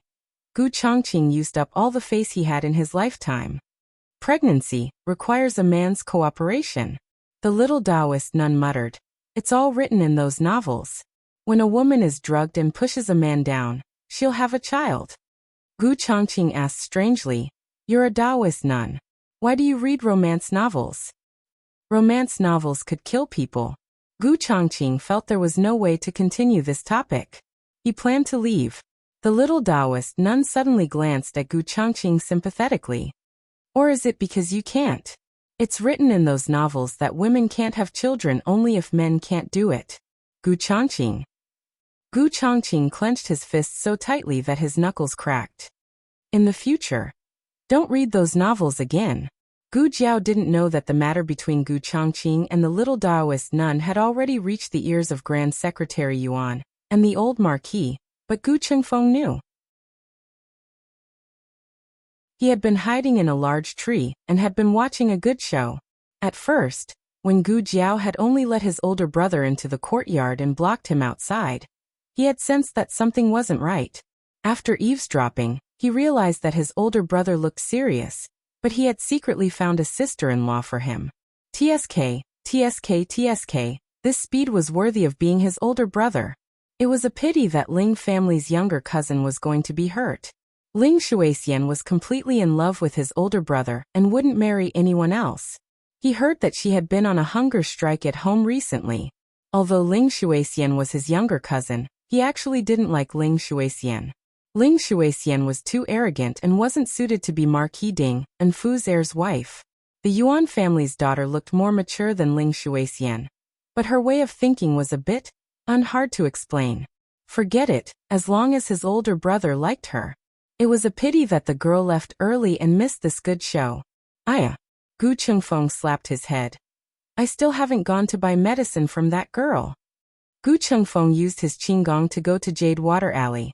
Gu Jiao had already brought little Jing Kong back from the directorate. Little Jing Kong was currently playing kuju with a few friends in the alley in the backyard. Gu Jiao was drying medicine in the front yard. Gu Chengfeng told Gu Jiao about the development of Gu Chongqing and the little Taoist nun. Based on this progress, we should be able to have a sister-in-law soon. This was the first time he had used this kind of word. He had always understood that this Gu Jiao in front of him wasn't the real Gu Jiao's mother, so when he blurted out these two words, he felt very surprised. Fortunately, Gu Jiao didn't seem to notice his inappropriate choice of words. Gu Jiao grunted and turned the medicine in the sieve. Quite compatible. Gu Chengfeng secretly heaved a sigh of relief. He was relieved that Gu Jiao did not chase after him to ask him how he used them, and if he was in a hurry to be her older brother, or something like that. Of course it's compatible. He was worried that Gu Jiao would come back to her senses, so he quickly changed the topic to the two of them. One is the heir of the Marquis residence, the other is the daughter of the Yuan family. How are they like? He wanted to say, how are they like you and Xiao Lulang? One is the daughter of the Marquis residence, the other is a poor boy from the countryside. But when the words reached his lips, he felt that something was wrong. This girl wasn't the daughter of the Marquis residence. Who knew where she came from, what kind of background she had in that faraway place, and what kind of parents she had? This girl seemed to be a bit pitiful. Gu Jiao didn't know what he was thinking and continued drying the medicine. Right, where's my brother's medicine? Gu Chengfeng asked. Gu Jiao had already taken it out and put it in her purse. She took it out and handed it to him. Gu Chengfeng reached out to take it, but Gu Jiao suddenly took her hand back. Give me the money. Gu Chengfeng had a toothache. You just took 1,000 taels from me last time. Gu Jiao spread her hands. That was the money for the last bottle of medicine. Gu Chengfeng stomped his feet in anger. Go outside and ask around. Which family's medicine is as expensive as yours? Gu Jiao put the medicine back into her purse and patted it, saying, "Then, go buy it from whichever family's cheaper." Gu Qingfeng's anger was completely extinguished. Of course, he had tried other people's medicine before. However, not only was it ineffective, but it also made Gu Qinglin's hair fall off. Ever since then, he didn't dare to try other people's medicine. Gu Qinglin wore a hat to school every day. It was very uncomfortable in the hot weather. Gu Qingfeng said bitterly, "I didn't bring that much money with me today." He took out his purse and poured out the broken silver and copper coins into his hands. "Look, it doesn't even add up to 2 taels. I've been very poor recently." Gu Jiao was silent. Gu Qingfeng continued to act pitiful. "I'm not like you who only needs to make a living every day. I have to study during the day, and can only take on some work at night. But recently, there's not much work to do." Gu Jiao nodded. "That's quite pitiful. Right?" Gu Qingfeng cried that he was poor while secretly glancing at her. "How about this? If you help me run an errand, I'll give you a 10% discount on your medicine. That means I'll charge you less than 10%. Gu Qingfeng's face darkened. "Shouldn't the routine be, if you help me run an errand, I'll give you this bottle of medicine? How come it was only 10% less?" Examination courtyard. Xiao Lulang finished invigilating for the day and returned to the Jingyi Pavilion with the other invigilators. This was the place where they would rest this time. Their range of activity was from the Jingyi Pavilion to the examination area. They couldn't wander anywhere else. The Jingyi Pavilion was heavily guarded by guards. First, it was to prevent people from colluding with the invigilators to cheat. Second, it was to protect the safety of the invigilators. He was only an invigilator and didn't grade the papers. It was only a bit tiring, but not mentally. The food was sent to the rooms of the invigilators. Not long after he returned to his room, the food was sent over by the guards. Xiao Lulang opened the door and came to the door. He reached out to take the food box. "Many thanks." The moment he took the food box, he inadvertently glanced at the guard. The guard took back his hand and turned to patrol. Xiao Lulang frowned suspiciously. Wasn't this the guard who brought him food in the morning and afternoon? Was it a different person for dinner? Xiao Lulang took the food box into the room. Just like at noon, there were 2 dishes and 1 soup. A plate of braised pork with radish, a plate of cold tofu, a bowl of vegetable and egg drop soup, and 2 large and thick steamed buns. Xiao Lulang took out the food one by one. When he brought out the bowl of egg drop soup, his eyes paused for a moment. The days of the 7th month of the lunar calendar weren't that long. At this time, the sun had completely set and the sky was a greenish gray. The light in the room was a bit dim, but it was still okay to eat. Most people wouldn't light a lamp. Xiao Lulang looked at the bowl of egg drop soup and frowned. He lit an oil lamp and turned the wick to the brightest. He saw that there was some strange powder on 2 or 3 floating green onions. At first glance, this powder looked like seasoning, but Xiao Lulang had cooked before. It was one thing if it tasted bad, but he could recognize seasoning. Xiao Lulang picked out the green onions. The smell of the green onions was too strong. It suppressed the smell of the powder, but the powder itself was enough to make people suspicious. If it wasn't for Xiao Liulang's good eyesight, and if it wasn't for Xiao Liulang's familiarity with seasoning, he would have probably thought that it was an ordinary bowl of egg drop soup and drank it. Xiao Lulang not only didn't drink the egg drop soup, he also didn't touch the other food. The bag that Gu Jiao gave him was filled with fruits and jerky. He had just taken it out when a figure jumped in through the window. "Who is it?" Xiao Lulang asked vigilantly. "It's me." Gu Qingfeng, who was dressed in black, took off his mask. He actually didn't want to reveal his identity, but if he didn't reveal it, how could he make him believe him? Xiao Liulang's eyes flashed with a trace of surprise, but it wasn't too surprising. Since Gu Jiao went out with him in the middle of the night, he wasn't just an ordinary weak scholar. "Here." Gu Qingfeng threw a bag to Xiao Lulang. Xiao Lulang opened it and saw that it was a box of exquisite and delicious pastries. It was still slightly steaming, and it was obvious that it had just been made. Gu Qingfeng snorted. So sour, so sour. Wasn't it just a few days of not coming back? Was it worth it for him to sneak into the tribute institution in the middle of the night to give him pastries? Xiao Lulang looked at the various pastries in the box and gave a low laugh. Gu Chengfeng was so sour that he rolled his eyes. He didn't even eat dinner before running over to give Xiao Lulang pastries. He saw that there was food on the table, so he rolled up his sleeves and picked up a steamed bun. Xiao Lulang hurriedly said, "Wait! You can't eat it." Gu Chengfeng took a bite. "I already ran an errand to give you pastries, and you still can't eat a steamed bun?" Xiao Lulang said, "No, I might have been drugged." Gu Chengfeng hurriedly spat out the steamed bun in his mouth. Pay. There are people who would drug the tribute institution?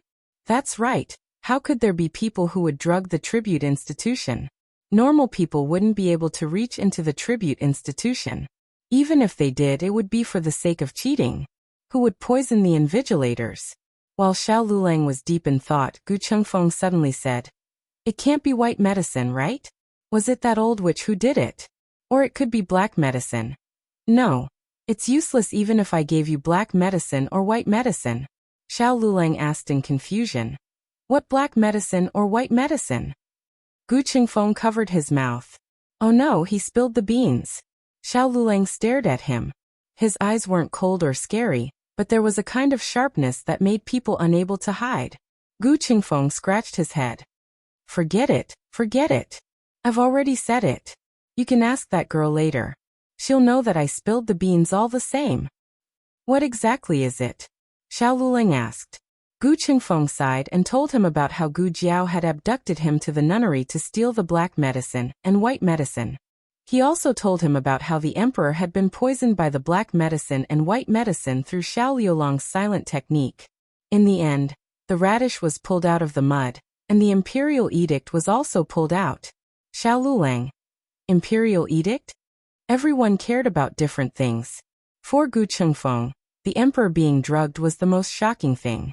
However, what shocked Xiao Lulang the most was the imperial edict in Grand Concubine Jing's hands.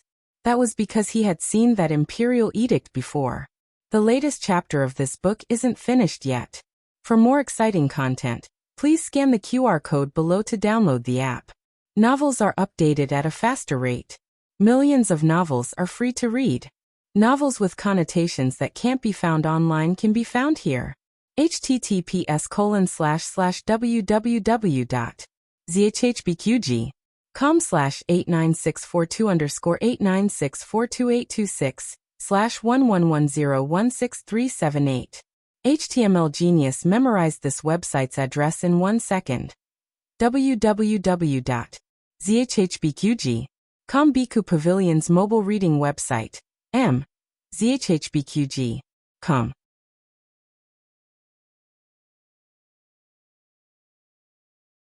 Chapter 383.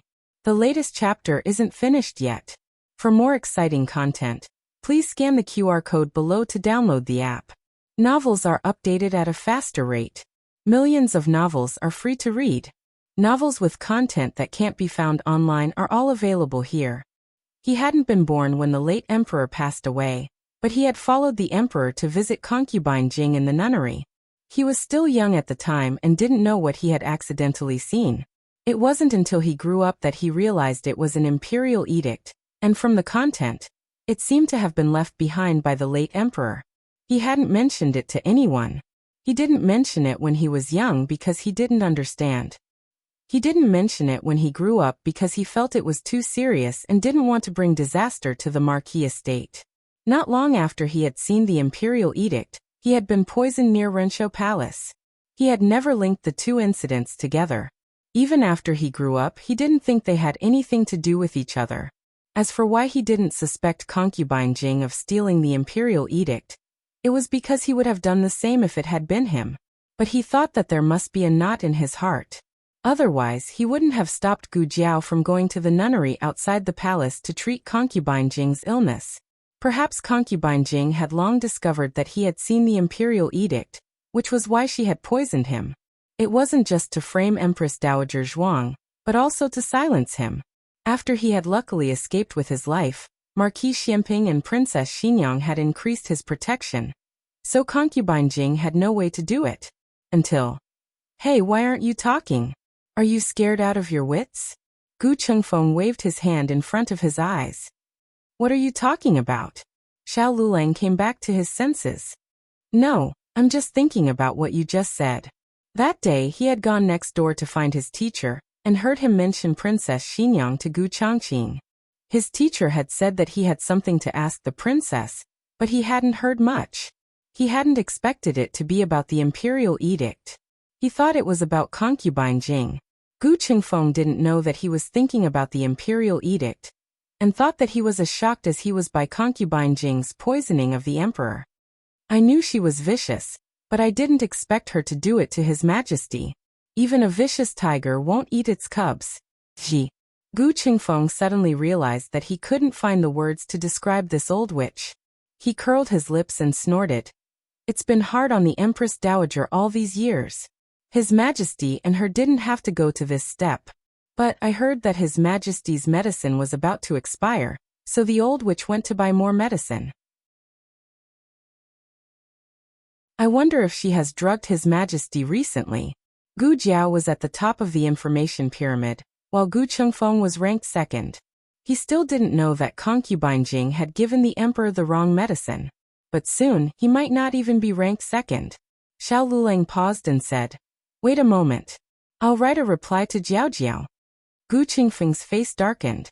She only brought you some food, and you still have to reply to her letter. If he were to die one day, it would definitely be because of their jealousy. Xiao Lulang wrote a note for Gu Qingfeng, folded it, and put it in the pouch that Gu Jiao had given him. He didn't use any security measures. First, he trusted Gu Jiao's judgment. If Gu Jiao could let Gu Qingfeng come over, it meant that Gu Qingfeng was on their side. Second, it was impossible for Gu Qingfeng to come and go as he pleased under the watchful eyes of the Dragon Shadow Guard without any ability. No matter how tightly he sealed it, Gu Qingfeng could still see it if he wanted to. Alright, then I'll make another trip. I was planning to return to the Marquis estate after delivering your food. Gu Qingfeng accepted the pouch. When food was mentioned, his gaze swept over the desserts on the table.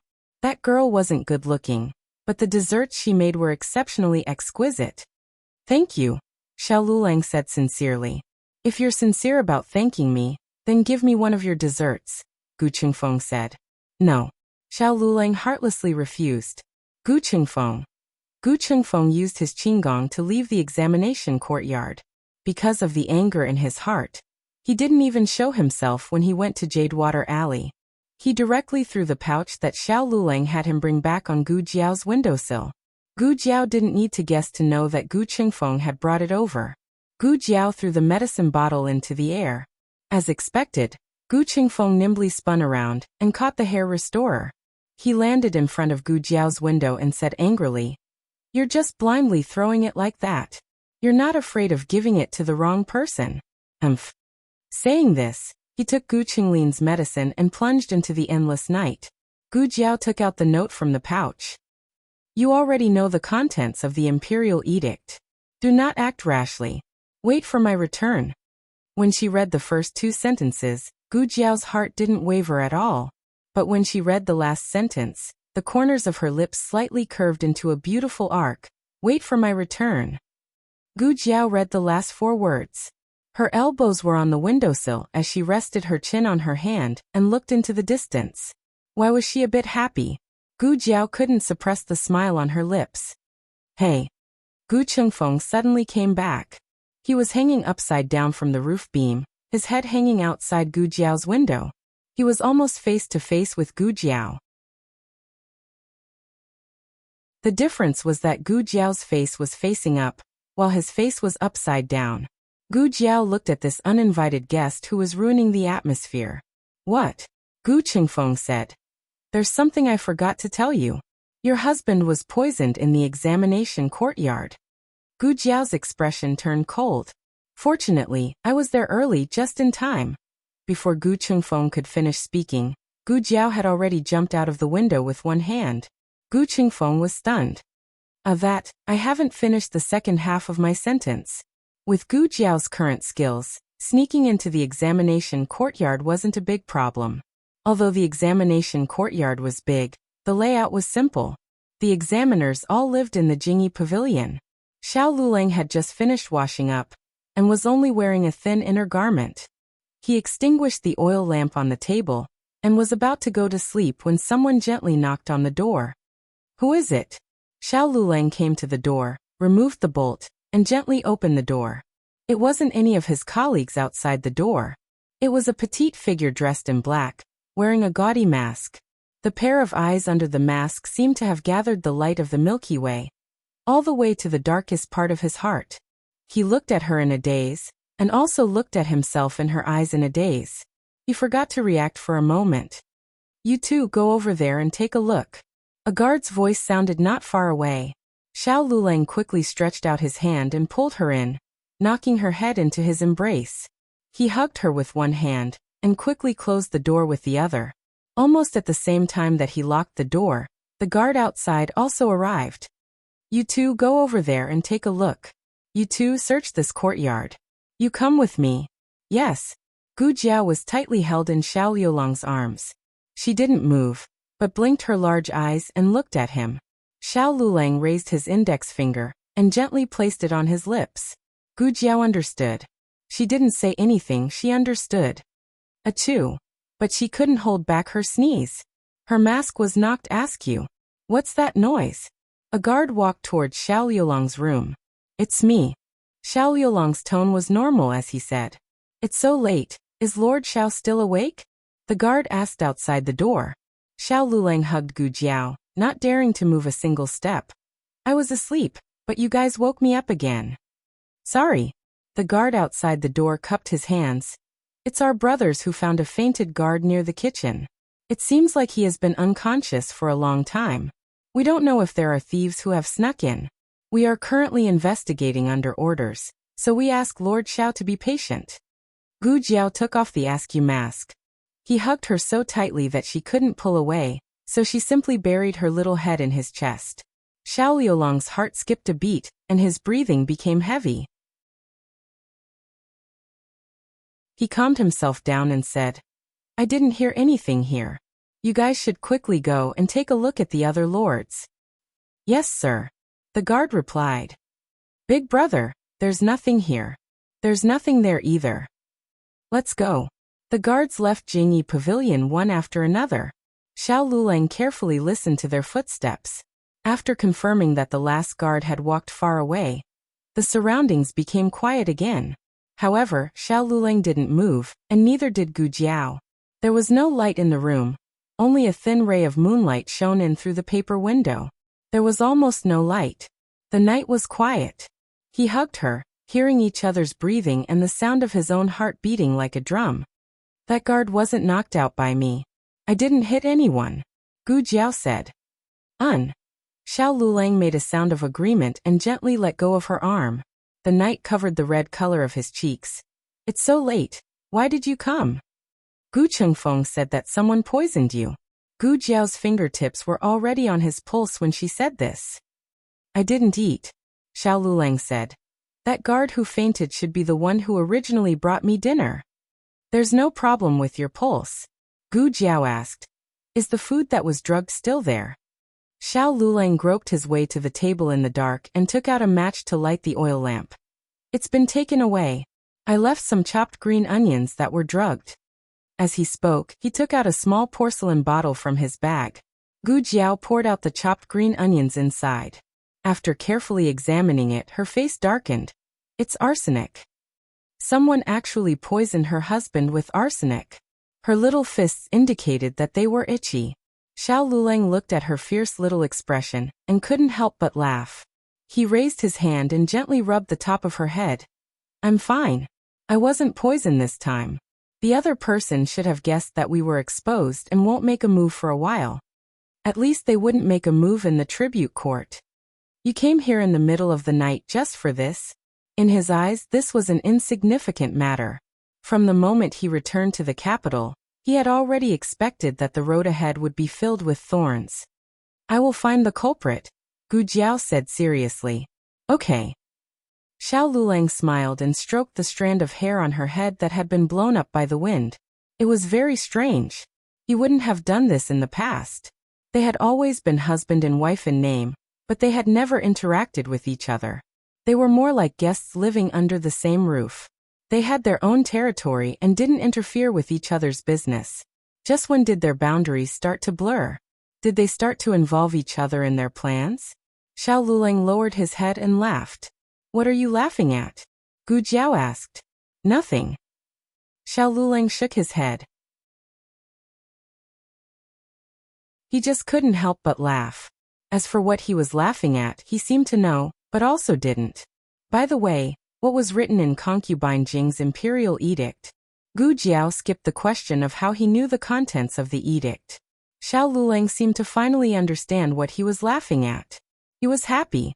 When he was with her, it seemed that he never had to worry about her asking him difficult questions. Of course, he wouldn't purposely ask her about things she didn't want to talk about.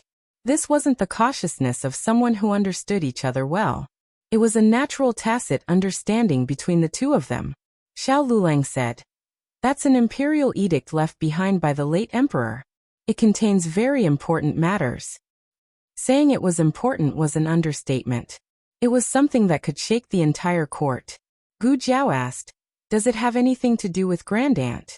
Xiao Lulang nodded. Yes. It seemed that it had something to do with Grandaunt. Otherwise, Concubine Jing wouldn't have used it as a trump card for so many years. Gu Jiao continued to guess. Did the late emperor agree to Grandaunt holding court behind the curtain? If the late emperor had agreed, then Grandaunt wouldn't have had to suffer so much criticism. The fact that Concubine Jing had this imperial edict in her hands was undoubtedly a great obstacle to Grandaunt's path as regent. Xiao Lulang shook his head. No. Gu Jiao changed the direction of her guess. So it's to prevent Grandaunt from interfering with the court? That's not it either. Xiao Lulang shook his head again. Gu Jiao made a strange sound. It can't really be an imperial edict to bury Grandaunt with the late emperor, can it? Xiao Lulang fell silent. Seeing him like this, Gu Jiao had an answer in her heart. The imperial edict that the late emperor had issued before his death was indeed for Grandaunt to be buried with the late emperor. This made Gu Jiao even more confused. But why would Concubine Jing keep an imperial edict for Grandaunt to be buried with the late emperor? She and Grandaunt were at loggerheads and couldn't wait to get rid of her.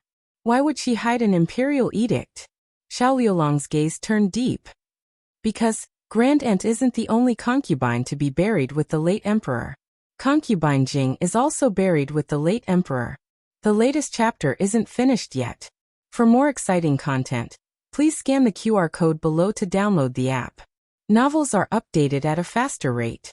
Millions of novels are free to read. Novels with connotations that can't be found online can be found here. https://www.zhhbqg.com/89642_8964286/111014916. HTML Genius memorized this website's URL in 1 second. www.zhhbqg.com Biku Pavilion's mobile reading website. zhhbqg.com.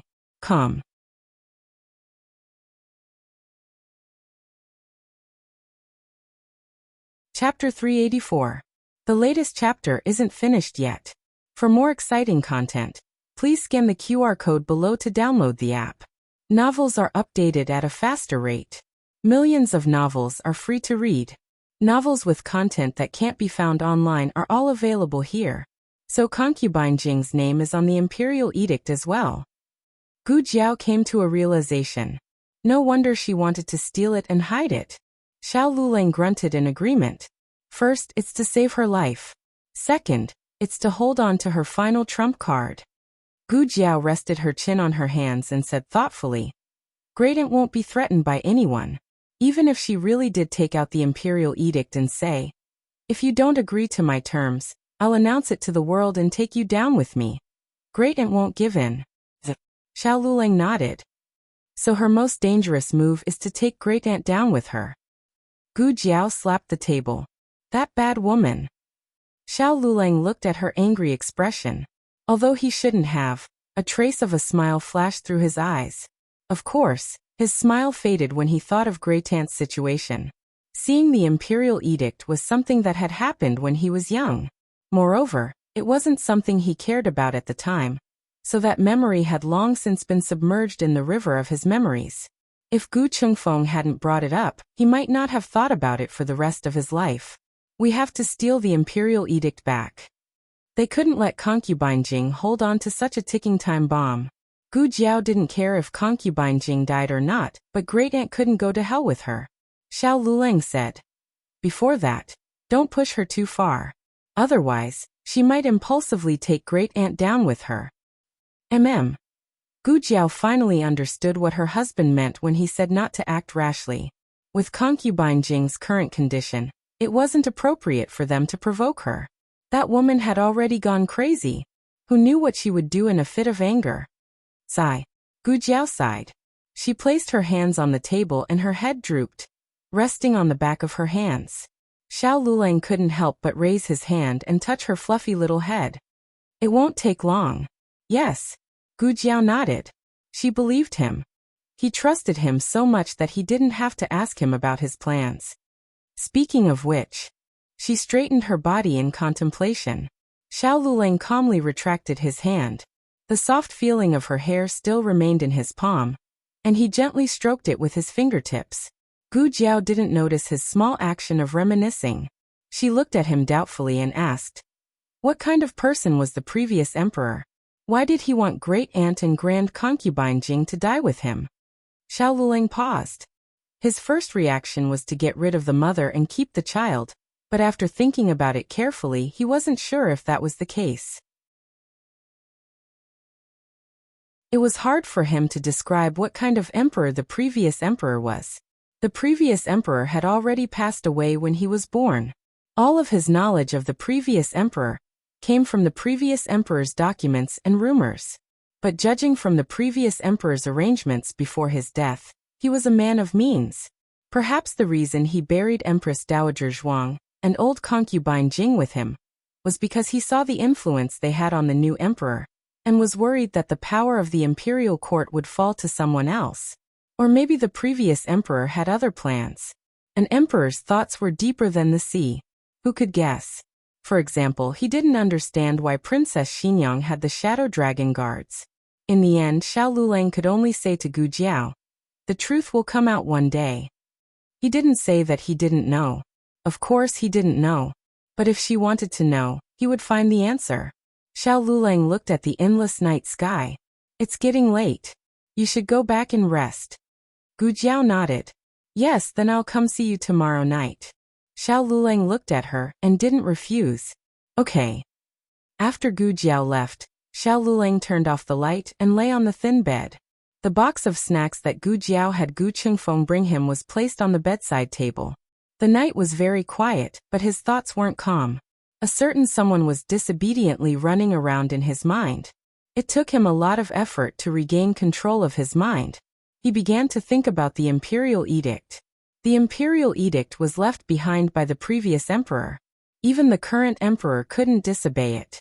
Although Empress Dowager Zhuang and the Zhuang family had great power, they weren't strong enough to compete with the previous emperor's edict. As a woman of the imperial harem, Empress Dowager Zhuang had done too many things that the secular world wouldn't tolerate.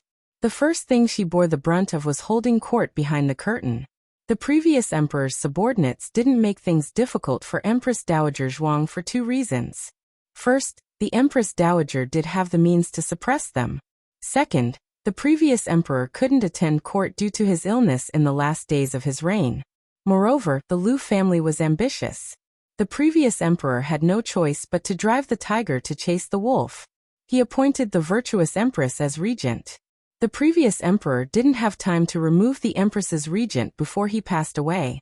Xiao Luleng guessed that the previous emperor might have thought that since he had left the imperial edict for the empress to be buried with him, it didn't matter whether she was removed or not.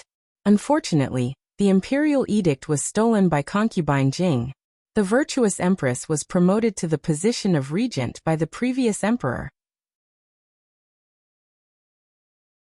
After the new emperor ascended the throne, she continued to hold court behind the curtain, so the previous emperor's subordinates didn't dislike her as much. But as soon as the imperial edict was issued, the previous emperor's subordinates would bite Empress Dowager Zhuang into the imperial mausoleum like hungry wolves. Thus, Gu Jiao was right. The imperial edict couldn't continue to fall into concubine Jing's hands. They had to find a way to steal it back and destroy it. But with the dragon shadow guards around, it would be difficult for them to succeed. The dragon shadow guards. Xiao Lulang narrowed his eyes in the darkness. The next night, Gu Jiao really did come. She brought Xiao Liulang's favorite spicy beef. She skewered the beef with bamboo sticks and put it in a jar. The two of them sat in the room and ate the skewers. "Shall I come again tomorrow?" Gu Jiao asked before she left. Xiao Lulang chuckled quietly. "I can go back after the exam tomorrow. There's no need to come again." Gu Jiao. Oh. She really wanted to come. It would be fun to eat skewers with him in the middle of the night. Xiao Lulang was an invigilator and didn't participate in marking the papers. After the exam, he packed his things and left the examination hall. It wasn't too late. He first went to the Hanlin Academy to take care of the work he had left behind in the past 3 days. Ever since his confrontation with Grand Tutor Zhuang outside the Hanlin Academy, not many people in the Hanlin Academy dared to pick a fight with him. Everyone knew that he was there to invigilate the exam, not play around. Thus, no one dared to assign him any work. It was nothing more than sorting out the classics. He spent the whole afternoon sorting out the scriptures and sent them to Scholar Han. When he came back from Scholar Han's office, he ran into Ning Ziyuan poking his head out of his office. "What's up?" he walked up and asked. Ning Ziyuan turned around and said, "I heard that you were back. How was it? Did the invigilation go well?" Xiao Lulang recalled the scene of him eating skewers with a certain someone last night. He couldn't help but laugh. "It went well." Ning Ziyuan looked at him strangely. You're laughing strangely."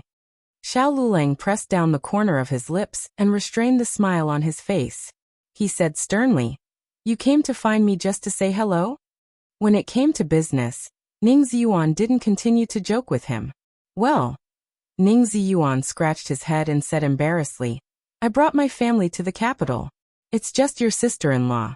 Your sister-in-law asked me to bring my friends over. I don't have many friends in the capital, so I wanted to ask if you were free." When he asked this question, he was actually very nervous. Although he and Xiao Lulang were the top 3 in the same subject, their identities and experiences were very different. He was also someone who was favored by the emperor, but the emperor treated him differently than he treated Xiao Lulang. Of course, the main reason was that their abilities were different. He was self-aware and didn't feel any jealousy. It was just that he felt a little inferior. Not only was Xiao Lulang appreciated by the emperor, but he also heard that he had a good relationship with the Empress Dowager. Otherwise, he wouldn't have been able to suppress Grand Tutor Zhuang. Being friends with such a person, was he trying to climb up the social ladder? Besides, he didn't have much money. The house was rented and his family was quite poor. Thinking of this, Ning Ziyuan didn't wait for Xiao Liulang's reply and hurriedly refused on behalf of Xiao Lulang. "But the Hanlin Academy has been quite busy lately. Neither of us should have time." "Okay," Xiao Lulang said. "Huh." Ning Ziyuan was surprised. Xiao Lulang said, "I'll go back and ask when my wife is free. We'll visit together." Ning Ziyuan was dumbfounded. Ah. Did he just agree? Gu Jiao came to the tribute compound twice to see Xiao Lulang. Xiao Lulang more or less learned about the current situation from Gu Jiao, and decided to go to the palace. "Your Majesty, Xiao Xiuzhuan requests an audience." In the imperial study, Eunuch Wei reported in a low voice. The emperor's hand that was reading the memorials paused. He pressed his tired head and said, "He hasn't been here for a few days." Eunuch Wei hurriedly said, "Xiao Xiuzhuan went to the tribute compound to invigilate the exams for 3 days. Ah, the exams for the 6 ministries. The emperor had almost forgotten about this. The exams for the 6 ministries were usually held in June. This year, due to the visit of the Liang Kingdom's envoy, the court exams were delayed by a month, let alone the exams for the 6 ministries. Not all officials participated in this kind of exam. It was only a random test hosted by the Hanlin Academy, but it was also very strict. "Let him in," the emperor said. "Yes." Eunuch Wei went to the door and let him in. Xiao Lulang cupped his hands and bowed. "This humble subject greets your Majesty." The emperor picked up a memorial and said calmly, "How did you find time to come to my place today?" Xiao Luleng cupped his hands and said, "This humble subject has something to report." "What is it?" the emperor asked. Xiao Luleng said seriously, "On the first day of invigilating the exams at the tribute compound, someone put arsenic in this humble subject's dinner." The emperor's brows furrowed. This humble subject originally left behind the evidence, but the weather was too hot, and the evidence was already spoiled. Although he said this, Xiao Luleng still took out a small porcelain bottle from his sleeve. Eunuch Wei went forward and took the small porcelain bottle. He pulled out the cork, and the smell of rotten green onions came to his nose. Eunuch Wei quickly covered his nose. Since it was like this, it was not good to sully the emperor's eyes. The emperor asked, "How do you know it was arsenic?" Xiao Luleng naturally would not say that Gu Jiao had come to the tribute compound. Sneaking into the tribute compound without permission was a capital offense. Even if the emperor would not punish Gu Jiao, why waste the emperor's good impression of Gu Jiao? Xiao Luleng said, "Your Majesty, have you forgotten that Jiao Jiao is a doctor? When she was in the countryside, there were rats at home. Jiao Jiao used arsenic to make some rat medicine. This humble subject even helped her." This was a lie. Gu Jiao would not let Xiao Luleng touch any dangerous items. However, Xiao Luleng had learned the old chancellor's theory of thick black officialdom, so he said it without changing his expression. Xiao Luleng continued, "That person disguised himself as an imperial bodyguard to send me food. I saw that he looked unfamiliar, so he was not the imperial bodyguard from this morning and afternoon. I kept an eye on him, and only then did I realize that the food had been tampered with." The emperor frowned suspiciously. "Who would actually go to the tribute compound to make a move on you?" The tribute compound was heavily guarded, so it was impossible for an ordinary assassin to sneak in, let alone poison Xiao Luleng's food. The emperor stared at Xiao Luleng. "I have not heard of such news from the tribute compound." Xiao Luleng did not avoid the emperor's scrutiny. This humble subject did not say anything. This humble subject did not know who the culprit was, so this humble subject did not dare to make a big deal out of it. This humble subject was afraid that the culprit would act out of desperation. The emperor thought that this was reasonable. He looked at Xiao Luleng and said, "You can go back first. This matter, I will investigate it thoroughly." Xiao Luleng cupped his hands. This humble subject will take his leave. For the sake of caution, after Xiao Luleng left, the emperor called for the imperial physician and asked him to check the chopped green onions. The chopped green onions were picked out from the egg drop soup, so it had already gone bad. However, the imperial physician still found arsenic on it. Replying to Your Majesty, "It is indeed arsenic," the imperial physician said. The emperor's gaze turned cold. "I know. You can go back." That night, the emperor called the chief imperial bodyguard of the tribute compound and asked him if he had found anyone suspicious in the tribute compound. The chief imperial bodyguard said, "On the first day of the examination, someone seemed to have snuck in and knocked out a guard. He even stripped the guard of his clothes. Unfortunately, this subordinate was incompetent and could not catch him." This matched up with Xiao Luleng's story. The emperor ordered a thorough investigation. Unexpectedly, before the poisoning case of the tribute compound could come to light, something else happened to Xiao Luleng the next day. "Your Majesty! Your Majesty, this is bad. Miss Gu and Xiao Xiuzhua are injured." Eunuch Wei anxiously rushed into the imperial study. The emperor put down the booklet in his hand. "Where are they?" Eunuch Wei said worriedly. "At the medical center. Miracle Hands Hall." This humble subject saw Eunuch Qin rushing out of the palace and asked what was wrong. Only then did Eunuch Qin tell this humble subject that something had happened to Miss Gu and Xiao Xiuzhua. Xiao Luleng was an official that the emperor favored. Gu Jiao was even more important. In the emperor's heart, her weight was no different from his own child.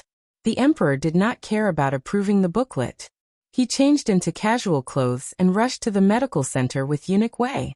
In the side room of the small courtyard, Gu Jiao was lying unconscious on the bed. Xiao Luleng was guarding by the bed. His left hand was wrapped in gauze and hung around his neck. There were bruises at the corner of his mouth and forehead. This was the first time the emperor had seen the two of them injured in front of him. He was stunned. What happened? Your Majesty. Xiao Lulang stood up and wanted to salute him.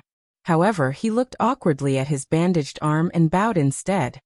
No need to be so polite. The emperor raised his hand and came to the bed.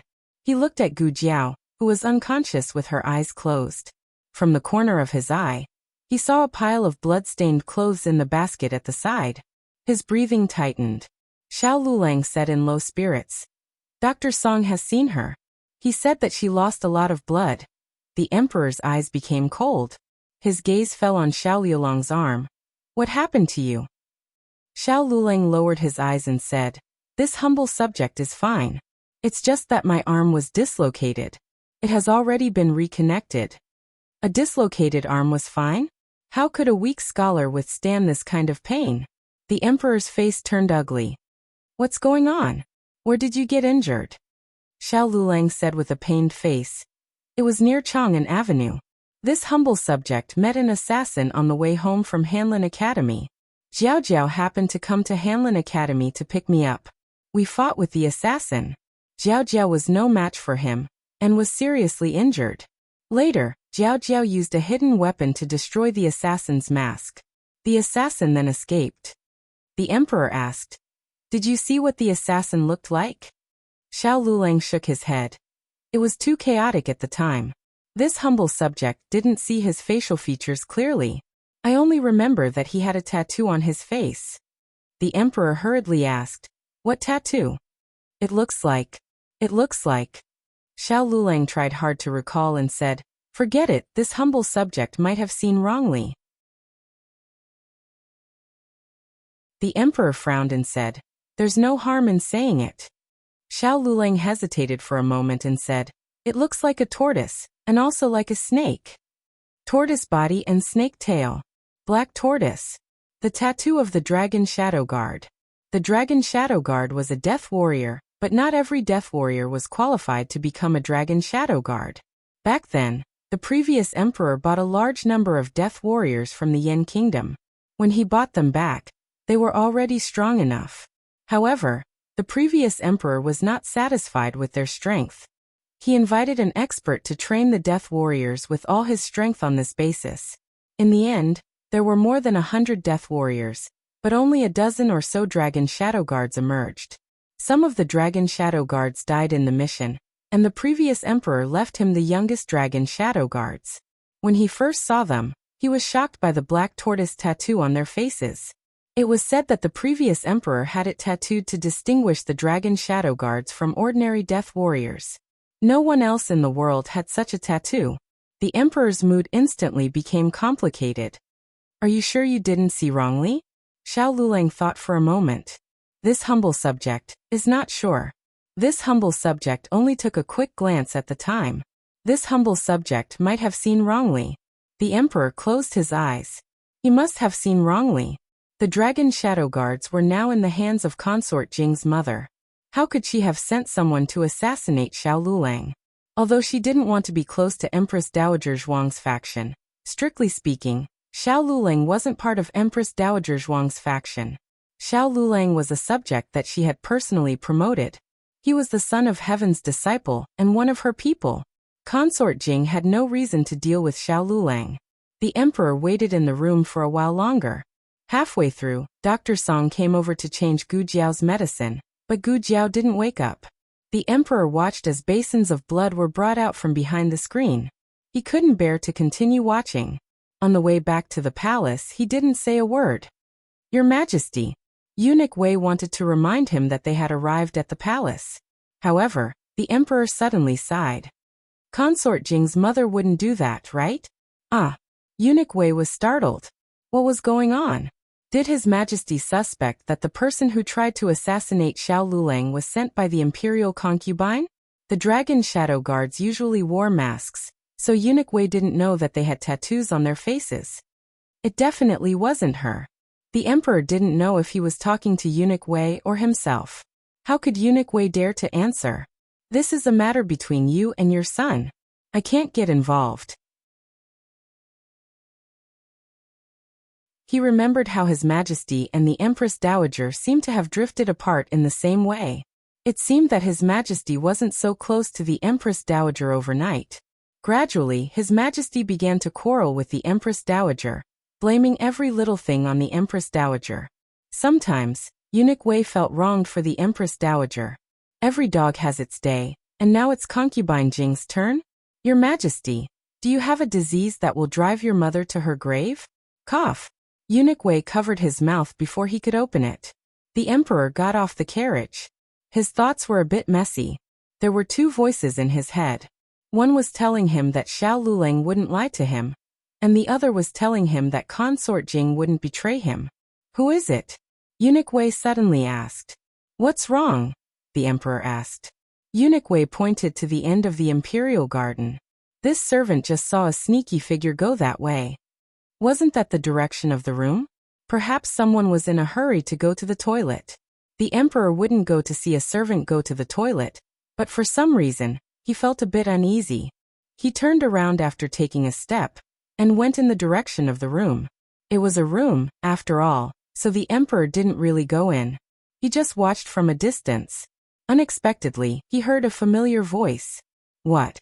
You failed again? To think that you're a dragon shadow guard. How can you not even kill a scholar, who doesn't even have the strength to truss a chicken? This was Consort Jing's voice. Consort Jing said that she had failed again. Concubine Jing had even said that he was a scholar without the strength to truss a chicken. He must have heard wrong. The voice continued. Does His Majesty know that you're such a piece of trash? His Majesty didn't give you guys to me to just eat and wait for death. It's just killing a little cripple, not some martial arts expert. Is that all you dragon shadow guards are capable of? If I had known, I would have hired a few Jianghu assassins. They'd be more efficient than you guys. It was impossible for the Emperor to lie and say that the voice didn't come from Consort Jing's mother. He only felt a chill rise from the bottom of his feet to the top of his head. Digression. When a beauty makes a move, you'll know if it's real or not. Happy Christmas Eve. The latest chapter of this book isn't finished yet. For more exciting content, please scan the QR code below to download the app. Novels are updated faster and more complete. Millions of novels are free to read. Novels with content that can't be found online can be found here. https://www.zhhbqg.com/89642_8964286/11099075. HTML Genius memorized this website's address. www.zhhbqg.com Biku Pavilion's mobile reading website. zhhbqg.com.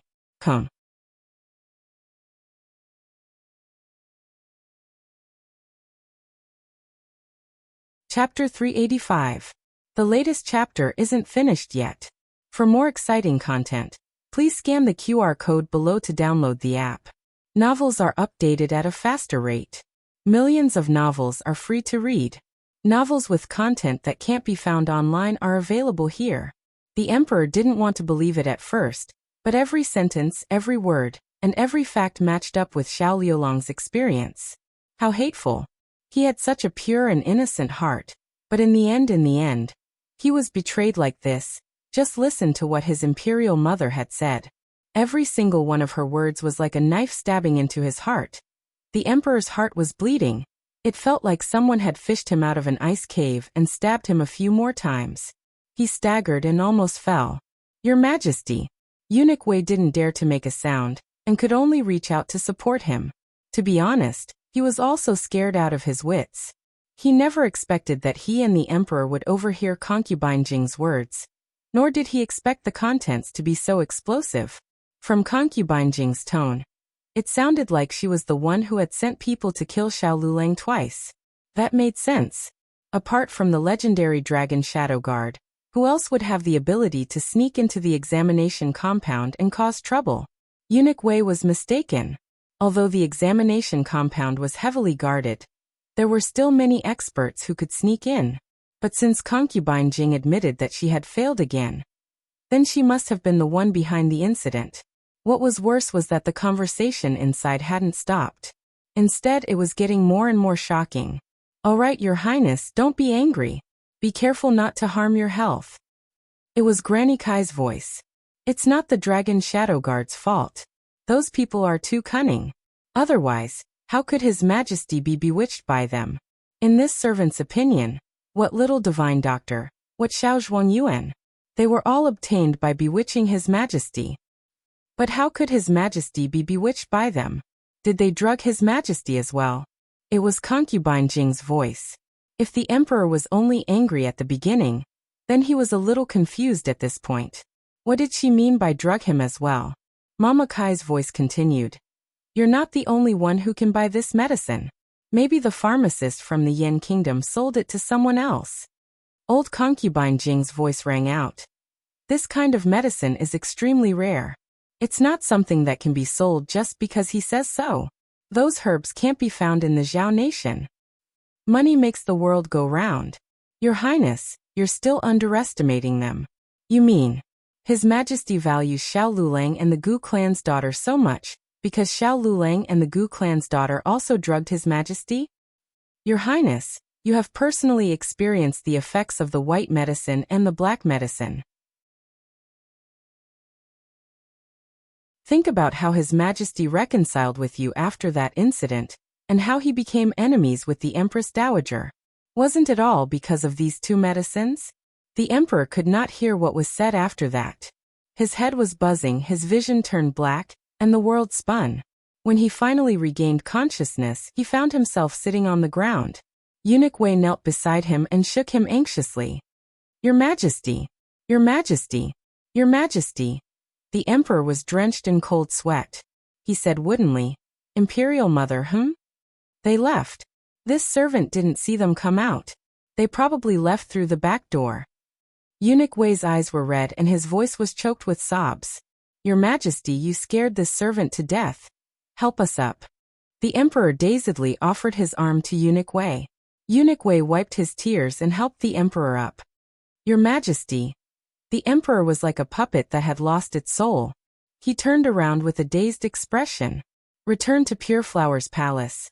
Not long after the emperor and Eunuch Wei left, two figures walked out from behind the fake mountain near the guest quarters.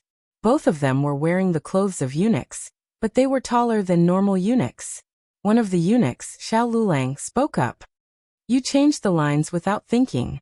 The second eunuch, Gu Qingfeng, curled his lips. "When did I? I read the lines you gave me." Xiao Lulang glanced at the script book in Gu Qingfeng's hands and expressionlessly said, "Little cripple wasn't written in there." Gu Qingfeng. Cough, "I was improvising. The effect was more unique." Xiao Lulang. "I'll deduct a bottle of hair growth medicine from you." Gu Qingfeng. "This is too much. Did you think it was easy for him to agree to impersonate a female voice? He even had to play two roles for each person. He didn't even relent when that lass told him to imitate a female voice. How could this brat's heart be even blacker than that lass's? No, that lass was truly black-hearted. This brat was completely black-hearted. He looks pure and harmless, but he has more tricks up his sleeve than anyone else." Xiao Lulang calmly said, "All right, I won't talk to you anymore. I'm going back to take care of Gu Jiao." Gu Qingfeng exploded. "Does she need you to take care of her? It's not like she's really injured. She's still alive and kicking. She can even climb trees to catch sparrows." The emperor collapsed after returning to Pure Flower's palace. He didn't faint, but rather was too exhausted to support his body. He lay on the spacious dragon bed, his face full of struggle and despair. Some things wouldn't have had this kind of effect if they had been done earlier or later. The timing was just right. The effects of the black medicine on Empress Dowager Zhuang were dissipating, while the effects on Grand Concubine Jing were gradually increasing. Xiao Lulang calculated the extent of the emperor's acceptance. He cut in from the simplest and most convincing matter, then ended with the most shocking and painful truth. It was as if a knife had sliced open the emperor's heart, causing his unbearable past to flow out along with his blood. Of course, the emperor was still the emperor. Although he wasn't as suspicious as the previous emperor, he was still the ruler of a country. He wouldn't convict someone with just a few words. Xiao Liulong's words revealed a few very important pieces of information. Assassination, Shadow Dragon Guards, drugging, Yin Kingdom's pharmacists. The Shadow Dragon Guards were tools for murder. They didn't have the thoughts of a normal person, so it was impossible to learn the truth from their mouths. However, among so many truths, as long as one was proven, people would believe everything. Summon Marquis Xianping. The emperor said. Your Majesty, Marquis Xianping went to Fengdu Mountain to visit Princess Xinyang. Have you forgotten? Eunuch Wei asked. Marquis Xianping was an important official of the court. It wasn't a big deal for him to leave the capital for a day, but he still had to report to the court if he really went too far. We have indeed forgotten. The emperor felt that his brain was getting worse and worse. He pressed down on his aching head and said to Eunuch Wei, Summon Gu Chao then. Understood. Eunuch Wei replied. Wait, the emperor called out. Eunuch Wei bowed. What other orders do you have, Your Majesty? The emperor wanted to say something, but stopped himself. He waved his hand. Forget it. Summon Gu Chao first. Understood. Eunuch Wei sent 2 palace experts to invite the old marquis over as quickly as possible. The old marquis didn't know why the emperor had summoned him. He thought that the emperor was going to make things difficult for him, because of his relationship with Grand Concubine Jing. He swore that he and Grand Concubine Jing had already severed all ties, and had no more contact. We ask you, where in Zhao Kingdom can you find a pharmacist from Yin Kingdom? This was the emperor's first question. The emperor's mind was in a mess, and he even skipped the basic pleasantries. The old marquis didn't understand why the emperor was asking this, but he still answered truthfully. There is an underground dojo in the capital, and there is a pharmacist from Yin Kingdom there. Does Your Majesty want to invite a pharmacist? The emperor said dejectedly, No need. Go buy 2 kinds of medicine for me, black medicine and white medicine. By the way, what are they used for? Who has bought them before? Understood. Strange, what black medicine and white medicine? Despite his doubts, the old marquis still left to carry out the order. Pharmacists from Yin Kingdom had a very high status in the underground dojo, and most people wouldn't be able to see them. It was fortunate that the emperor had asked the old marquis for help. The old marquis returned quickly. Your Majesty, I didn't manage to buy them. The pharmacist said that these 2 kinds of medicine are used to control people. One makes people feel good about the person who put it in them, while the other makes people feel disgusted. They've already sold them out, and it's not convenient for him to reveal who he sold them to. It's a rule of the trade. However, he did tell me that not many people buy them. First, they're expensive, and second, the ingredients are very hard to come by. He might not be able to gather all of them even after several years. He's only made less than 10 pills this year, and all of them were bought by a customer. 1. Therefore, it was impossible for both parties to have drugged him. It was obvious which party it was. However, the emperor still wanted to give the old concubine one last chance before seeing the medicine.